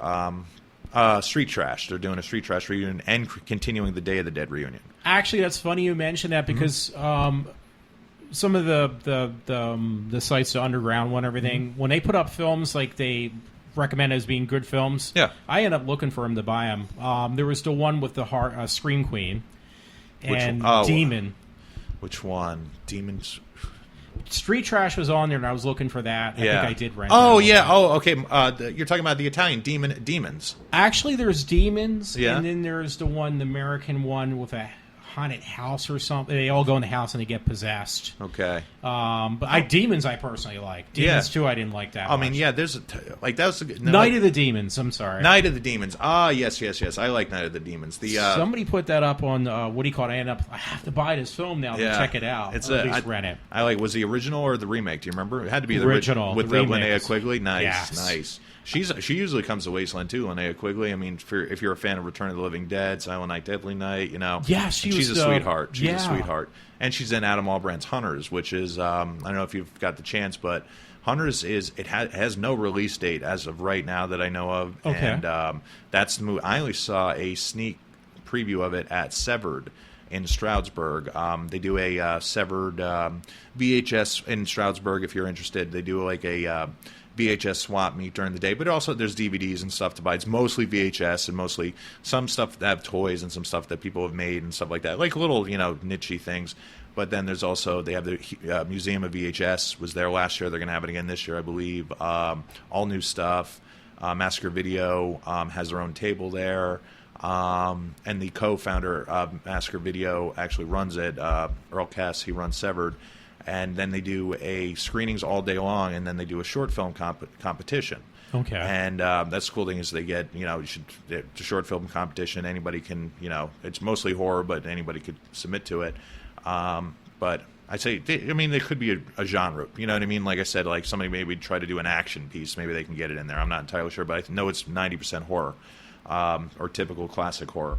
Yeah. And during the day, they showed Adam Albrandt's Hunters, and it was I really enjoyed it, and I thought it was a vile, fucking nasty, absolutely deplorable movie of deplorable characters, not deplorable movie, a movie about deplorable characters. Yeah, and that's the movie that really excited me the most this year, and the reason it excited me is because everybody was talking about how horrifying it was and it's a tough movie to get through certain parts, don't get me wrong, but it's the way the material is handled and the way the violence is handled that I really sort of felt it gave me these conflicting emotions that were really tough to kind of ignore. Yeah. And he has family from this area, Nanticoke, so he's local enough to the point where it's like you really try to support a local talent, local northeastern Pennsylvania talent. But I got to see Hunters there, and my God, Hunters it's not ready yet, but it's slowly coming. But when that comes out, that's one you got to check out. I definitely will. I'll take your word for it, too. It's fucking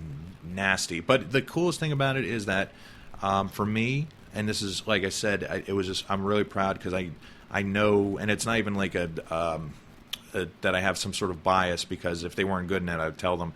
But I know like 3 or 4 of the main cast, you know what I mean? And I'm really proud of what they did. Yeah. And it's, I'm really, really proud of what they did. And I think that it's a movie that, even though it is so vile and confrontational, it and as some we always have this argument if it's called rape noir. It's an inside joke, rape noir. It's like you've heard of film noir. This is rape noir, but it's a rape film. That's what it is. And I'll be right there. No, I'm just kidding. I was going to say I'm already there. Yeah, but no, it's a really awesome, sick movie that I fell in love with. And I think it's just phenomenal. But yeah, but that's the cool thing too about these sort of like little horror scenes that you have, like how it was.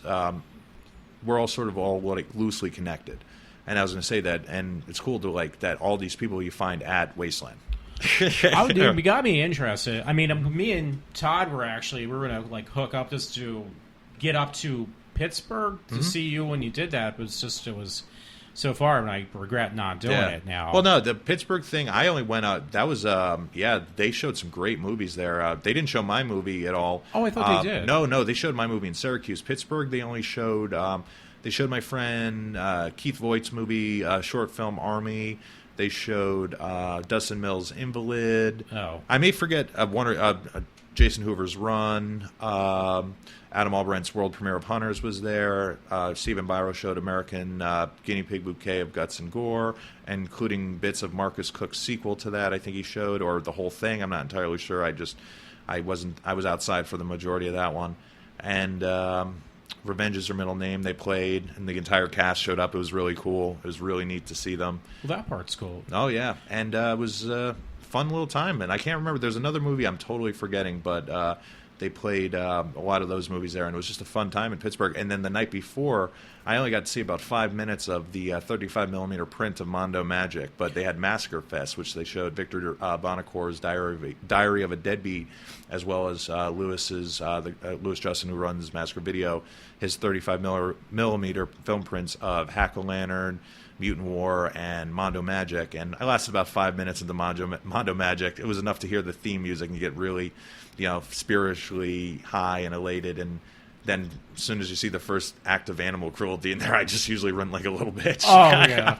But no, it is what it is. I've watched it recently. I just watched it on DVD, and I actually didn't find it as disturbing as the first time I watched it. Okay. So I probably should have just sat there and watched it on 35mm, but it's just tough to sit there and watch an elephant being massacred. Yeah, because it's like a Mondo film where they're documenting some of it is staged and fake, but some of it is painfully real. Yeah, I don't think I could do it either. It's pretty tough, but yeah, it's pretty cool that the Pittsburgh thing was fun. The Syracuse thing, that was the one, the Slaughter in Syracuse. That's one that AGONi actually premiered it. Okay, so I'm glad I didn't go, because Todd had the impression that actually the Pittsburgh one, I thought he did. Maybe No, that was the one thing. I mean, there was talks about me showing it. People were asking me if I wanted to show it like in a hotel room, and all this other stuff and whatever like that. And I was just to the point where it was like maybe something could happen, but it never got to the point where it was anything solid. And it was like, plus I just wanted to go and have a good time. Yeah, you know what I blame mean? You. Yeah, instead. I mean, don't get me wrong. Like it was an early start. It was 10:30 in the morning. Oh, that's what time Army played, 10:30 in the morning. Yeah, that's the earliest I've ever had to been at any sort of event or any sort of I don't think I could do it. Yeah, it was tough, especially partying all night before. Oh yeah, that would definitely make it hard. But the good thing was that it's literally the hotel it's like not even maybe a mile away. Not even. It's up a hill, so you have to drive or get a cab, but it's really close. Wow. Shitty Motel 6, but still it works. Yeah. Oh, and they played, I forgot one thing at the Hollywood. They played Toe Tag's Murder Collection, and they did a live commentary with the cast and the crew, and they got to, I think I'm on there drunkenly asking questions. I was wasted in that. That's when I may have asked her a few questions or not. I don't even really remember. I know I asked a few. I was just like, they probably just, Murder Collection. It's like, what? Wow. But no, it was all good times. This 2015 has been a really good year. It's been, like I said, the premiere. I was on Sadistic Cinema being interviewed by Dave Manifest Gibson and Stephen Nemeth. I can't ever say his last name, but Nemeth. Okay. I think that's how you say it. They're really good guys. And was I on the JK Horror show, Horror Happens radio show. Awesome guy, JK. I was a part of, this is one of the coolest things, I was part of the From Dusk Till Con. They did like a 3-day free online horror marathon. Oh, wow. Yeah, and so like it was really cool. Like mine was shown on Halloween, and that was like fucking awesome. Yeah, it is. I was like, wow, dude, that was freaking really amazing. And then like I'm seeing all these names of people. It's like next up is, Jason Hoover, and first up is Fred Vogel, and, the next one, Dustin Mills, and this is Adam Albrand, and this is blah, blah, blah. And they're, like, showing all these names, and it's, like, so cool to have my name sort of associated with that. And, it's being like, oh, you're going to be playing around the same time as Brian Williams' Time to Kill, you know what I mean, and stuff like that. And it's really cool. And I thought that was an important part of all of it. And not that anything was more important than another thing, but I think... being on the radio, both horror shows, which was awesome, Sadistic Cinema, and the Horror Happens radio show, and then being a part of that online, they were all really cool events that were like sort of you can listen to, stay at home, and then there were the events like the screenings I went to. I've only shown AGONi twice. Oh. One, a world premiere at Slaughter in Syracuse, and then once in Wilkes-Barre at the an EPA horror film festival held at the Jazz Cafe. They showed it on in October. Oh, okay. And the reaction was strong and positive, and it was the people who put it on really enjoyed it, and they thought it was really good. And Bobby Keller put it on. He's a filmmaker from Scranton. I mentioned him before. He's done a few shorts. His feature was Deatherman. The other 2 shorts he did were that I can list right now or remember right now are My Zombie Flick, which is sort of poking fun at the zombie culture that has existed, or at least zombie culture of filmmakers that exists and fans. And the next one he did was Mini Golf Massacre, which I have not seen. Okay. And or maybe I saw it and I just don't remember it, but I remember the other 2. I recollect them easier. But no, it was. There's only the second time I've shown AGONi, so. But it got a good response, though. It was positive. It was a few people were not into it, and that's totally cool because not everybody's going to be. Even people who are into horror aren't necessarily going to be into a aggressive serial killer movie like AGONi, and it's not even as aggressive as most serial killer movies that I've seen in the underground. I mean, does it hold a candle to August Underground? No, you know what I mean. But then again, nothing else does. You know, I mean, the coolest thing is that because of the fact that snuff, found footage, whatever you want to call it, found evidence, is so readily available and so easy to do, is that so many people do it. Yeah. And the coolest thing is that, you know, I tried, and it's supposedly people have said it, and I set it enough apart to where AGONi has its own voice. Yeah. And a lot of people have said that who have seen, you know, the August Underground trilogy or American Holocaust or Hate Crime, which are these new found footage movies that are coming out, and some of them are straight found footage movies, as in like there's no cuts, and there's some of them that seem like an editor is working on them, you know what I mean, and stuff like that. Yeah. But you know, everybody does what they do, and you know, the coolest thing is that, you know, everybody tries to be a little bit different. Yeah. And I hope that AGONi has done that, and that's all I could ever hope for. Oh, I think so. I Yeah. definitely do. But no, this, like I said, what I got coming up, I got Monster Mania. That's the one in March. Definitely going there to meet Curtis Armstrong Booger. Okay. Wasteland I do every 6 months. Chiller is hit or miss for me anymore. It depends on if there's a guest like I really want to go see. Like if they have somebody who's like on my bucket list, I'll go see them. I'll go to Chiller anymore. But the last couple of Chillers I went to, I didn't have the best time. Yeah. But hey, if my friends are going and everybody's partying, I'll go down and hang out. You know, it is what it is. I think the last one I went to, I don't think you went to. Which one is that? You know, I can't remember who was there. I did go to. Was it a horror convention? Yeah. Oh, okay. It was Chiller too. I'm pretty sure. I was going to say no. The like I said, I don't have a problem with Chiller. I just have a problem with Chiller with the lines. Oh yeah, well that's a problem. Yeah, because that's, and it seems that like as soon as you get up to like I met Norman Reedus there, but that was more of a photo. That was a photo op, not really a meet and greet. Yeah. But like it just seemed to me that the lines are so long, they're just trying to get people through. That it just seems that you lose sort of that. They have that 2-minute time frame where you're in and out, you get your autograph and leave, which is fine if you want to be in that 2-minute time frame. That's cool. Well, that's true. But I just waiting for 2 or 3 hours for 2 minutes is. I'd rather just go to Wasteland, just hang out, and then you meet the people out in the parking lot. No, I'm not saying don't. I say go to their table and buy shit. Don't get me wrong, but it's pretty cool. You got that same person out there. You're getting a beer off of them later, or having a beer with them at the bar. You know, where you don't really find them at the bigger conventions. Well, that's true. Yeah, I've noticed that. Even I think when I went to the one with Patty Mullen, I forget which that one recently. I think that was Chiller you're thinking of. Yeah. Yeah, you met her, right? Yeah, you got you put pictures up. I saw them. That was cool. Oh yeah, she was really cool. I actually met her walking around looking at the vendor tables, and I caught a glimpse of her from behind because she had her Frankenhooker outfit on. And I said Patty Mullen, and she turned around right away. And nice. Said, oh yes. Nice. Yeah, but you're right though. When you meet these people, you're just forking out your money, and you just get to see them for like a couple seconds, and that's I mean, don't get me wrong. You don't need to. It's not like you get a blowjob from them or anything like that, or You don't? No. Yeah, it's like you don't. What did I just pay $90 for? Sure. At least you can give me a blowjob, Norman. Exactly. No, it's like, come on, Patty. No. That would be sweet. Yeah. It just seemed to me that's Chiller is more of like pushing it through. But then again, like I've had a lot of fun at Chillers. I really have. It's just, it's the only convention that the only one I'm devoted to going to is just Wasteland. That's the only one that is worth the 5.5 hour drive from here. Oh, you drive? Oh, hell yeah. Wow. Oh, you got to drive. Well, You got to drive. Oh, I was going to say, you can't fly. This is going to be like an hour flight to get to Cleveland. You know what I mean? Yeah. No, I'm driving. that's impressive. I complain about driving for 2 hours almost sometimes, and Well, Wasteland's worth it, man. I mean, especially if you like. I mean, it's not like you have to be a partier, but it helps. Okay. You know what I mean? And Nice. I'm not. I'll drink the first night I'm there, and then the second night I really don't party that much. I try not to anymore. I mean, if I break my own rules, I'm allowed to because they're my own rules. yes. But no, Wasteland is just a great time. Really, just absolutely, just filled with good people. Like I said, where else are you going to have under the same in the same banner Ultraviolent, Toe Tag, Massacre Video, Synapse Films, and Trauma. Oh yes.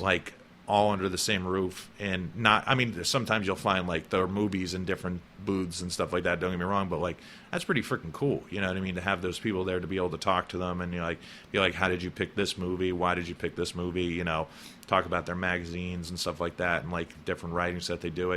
I really enjoy Wasteland. It's just all encompassing for me, you know what I mean. Getting to the first people I usually see when I walk in are Art and Alana, who run the Ultraviolent booth. Oh, okay. You know what I mean? And yeah. And I've been a fan of Art and Alana's writing for a long time. And, they're just awesome writers, and you get to look at their table and buy some stuff, and, then you go look around. Like I said, for Wasteland, getting back to, Wasteland, anybody can go. If you're the type of fan that's I'm diehard into, my Texas Chainsaw Massacre, you can still get your cool shirts, your cups, all this different shit. You can get your stuff there.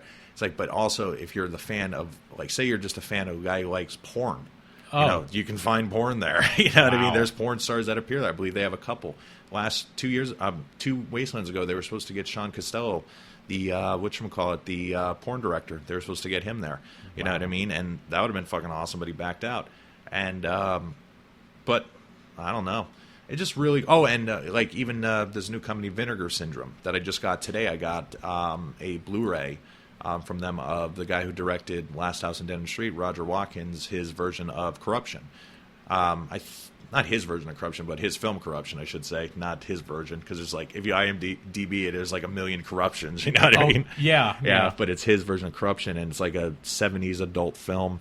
Saw it on YouTube years ago, or parts of it on YouTube years ago. I don't remember much about it, but it was worth enough. It was cool enough for me to buy it. You know what I mean? Yeah. And that's another thing that you find there. You know what I mean? And their whole table, you go from porn to horror to almost B movie action. You know what I mean? All at their one table. And to me, that's cool. That is pretty cool. Then you don't have to go. Celebrities.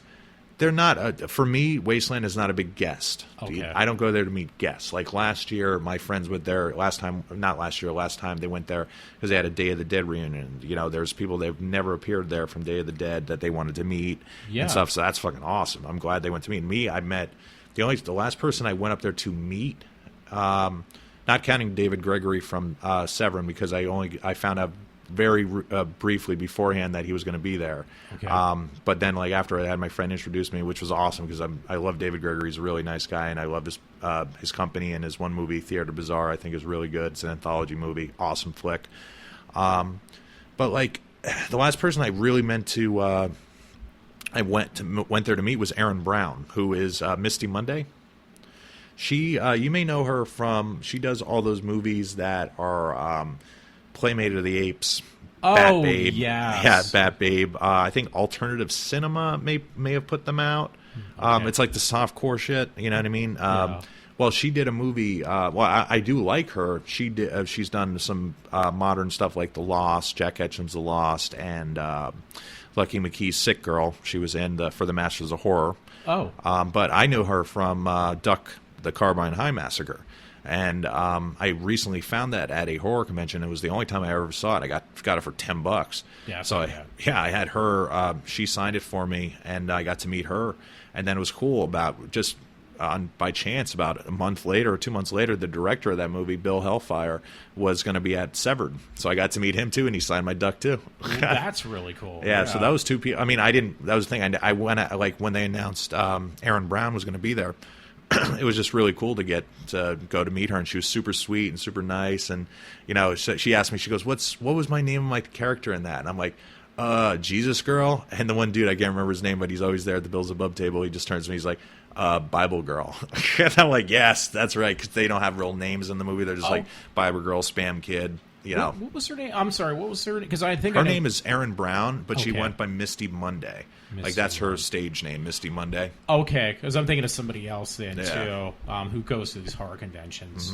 Really nice. Yeah, she's usually next to like the Darian Kane, who was in like a lot of those movies and stuff like that. They usually have Erin next to her because I think they work for the same companies or whatever. At least that's when I first sort of saw her by the like the side of her. I saw her there. You know what I mean? For Wasteland, that was awesome that they just announced her to be there. I think that's fucking cool as hell. That part is cool. I mean, I'd love to go. It just seems awfully far. Is it expensive though, or no? For Wasteland, it is probably the cheapest convention.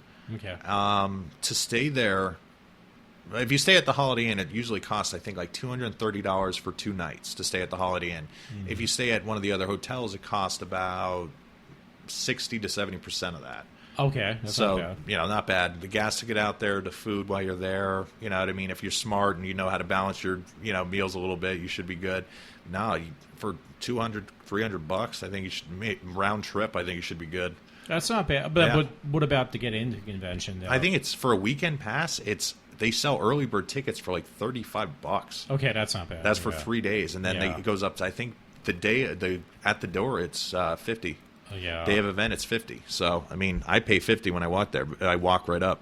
Oh, wow. Yeah, I just pay the $50 for the because I never get it ahead of time. I never do. I always forget to get them. Yeah. I should just buy the damn things. You know what I mean? I should just go home now and buy the damn things, but I always forget. I usually try to remember to do my get the hotel booked, because that's like keys to get the hotel booked. Okay, yeah. Well, I mean, that's still cool. Oh yeah, Wasteland. Trust me, it is worth it, and it is. Fucking man. I mean, even if, say, you're bored, like, I don't see how you could be bored because there's so many people to talk to, but say you just during the day you're bored, Cleveland, 10 minutes away, you know what I mean? The Rock and Roll Hall of Fame is there. Oh, yeah. Whatchamacallit, you can go to all the diners, drive-ins, and dives, man-eat foods places. You can go to, like, the Christmas Story House is there. Really? Yeah.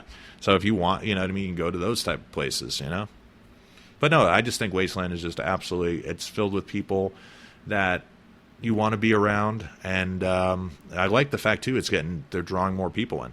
There's a couple Wastelands I went to, it didn't seem like it was dead, but it seemed like it definitely like it seemed it's getting busier is what I'm saying. So I think it's cool, and like I said, it's good for anybody. Like a couple people I know are just straight up Jason fans, and they can go and have a good time. Yeah, that's me. There you go. Yeah. There's people who, if you really want to meet, like me, you're dying to meet Camille Keaton. Camille, come back to Wasteland. I need it. I need it. I need my signatures. Yes. No, I love Camille. She's so sweet, and I would. She is one I've tried to meet her 3 different times, and it was the first time she had to cancel at the last minute. The other one I had to cancel at the last minute because I just didn't feel like going, or couldn't afford it or something like that. And then the next time was in Gettysburg, and it was terrible. I carried this poster around. This is the poster I wanted her to sign. It's an I Spit on Your Grave poster.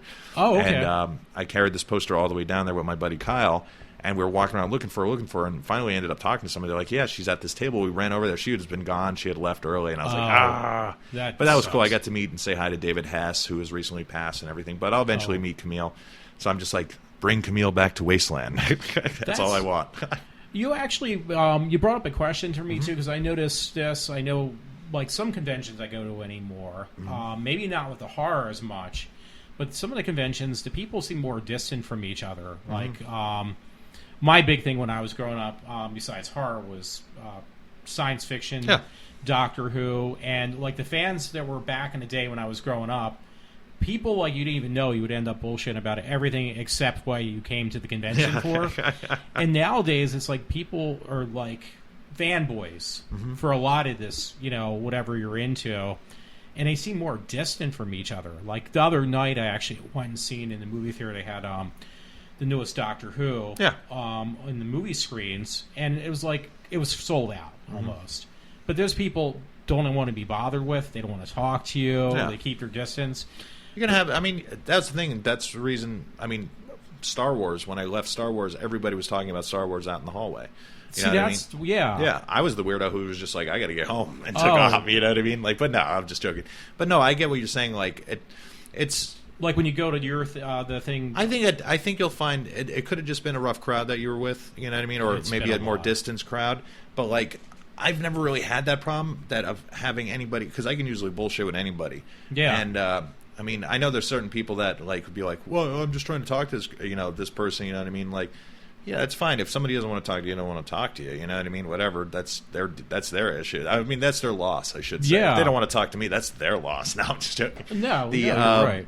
But no, I don't know. I don't really have that. I don't really have too many issues with finding people to talk to. Really? I mean, like, because I noticed, like, yeah, when you definitely go to the horror ones. I mean, there's people who want to play the devil's advocate. Don't get me wrong, and piss people off. Oh. There's people who just they can't enjoy. There's fans who cannot enjoy what gives them enjoyment, and they can't show anybody else that this is what they're getting enjoyed off. So they have to like be like, well, this is what I think, and this is what I think, and this is what I would have did, and this is how I would have made this better. I'm like, dude, you've never written a fucking letter in your entire life. How are you going to handle a $200 million budget? Yeah, well, that's true. And satisfy this. So you know what I mean. Like the way I look at it is, it's the fanboy mentality is that you should just talk about what you like, and maybe what you dislike. Try talking about what you like a little bit more than what you dislike.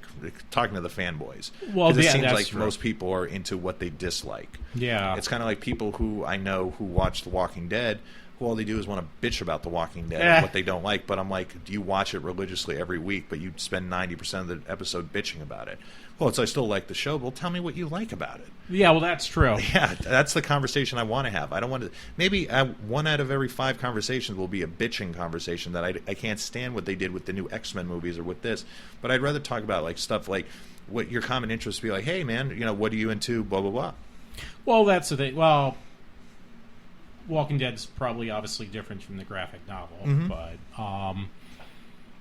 you gotta be on that one now. Yeah. But yeah, I mean, I was just curious because I know, like, when you go out to no, not Syracuse, it was Wasteland. Yeah. Now those people seem more like close, like people like seem to communicate with each other. Oh yeah, not a problem whatsoever. It's basically everybody just walking around talking to everybody. See, that's the part I like. There's the people that you get that are even sometimes like last year at some points during Wasteland, I just wanted to be or sometimes with that you have your alone time, you just want to go back, chill out, your thing. But no, there's always somebody to talk to. There's always friends. There's actually a lack of time. Like my one friend, she was trying to go up there with me, and I was like, listen, I don't want to sound like an asshole, but like I barely have enough time to hang out with like the people who I go there to visit. You know what I mean? Like you just naturally run out of you walk like point A, and point A is where you're hanging out with, but point B is where your beer's at. So you got to walk back to point B, and then on the way to point B, at point C, you get stopped by 30 different people that know you. You know what I mean? And it's all welcoming.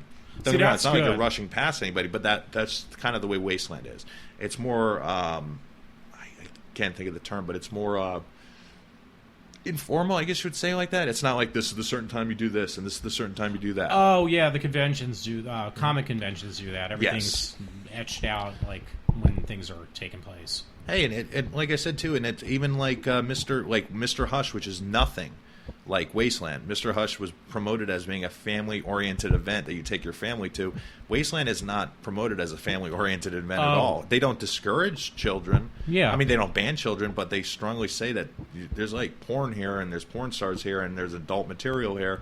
Maybe you shouldn't have a 2-year-old running around. But they do tell you that, but it's not like to keep you from it. I've seen kids there, It's educational. Yeah, exactly. It's the type of education you wish you had, Yeah, exactly. Well, I was going to say, we are now into the almost third hour of the podcast, which is our time to stop now. Cool. That's cool. But whatchamacallit, no. I was just going to say, I want to thank you, Walter, for having me on. Ryan, thank you for coming out. No, absolutely, my friend. I just want to wish you luck and everything. And please, guys, listen to Walter's podcast and check out AGONi. There's not a website for it. It's just a Facebook page. You can go and like it. And if you want to talk to me or whatever, I'm always open. As I tell everybody, I'm always open for questions. I never get sick and tired of answering questions. But no, I want to thank everybody for their support. I just want to thank Walter again for having me on and for listening to me ramble. And even though he did not particularly care for the new Star Wars movie, we can forgive him for that because in actuality it wasn't that great. No, I'm just joking. I liked it. He's right. What he just said, he was right. No, it's okay. BB-8 for president. BB-8 for president. But no, like I said, just want to say to everybody, I hope to see you at a convention. And if you're ever, like I said, you're into some cool, interesting shit, check out any of the companies I made, and I'll just really quickly just say thank you yet again for listening. Well, Ryan, thank you for being on my show. Definitely it's going to be one of my best shows, I think. So I appreciate that. Everyone, that was Ryan Logsdon. And thank you again for being on. And I hope to have you back again. I'm sure I will.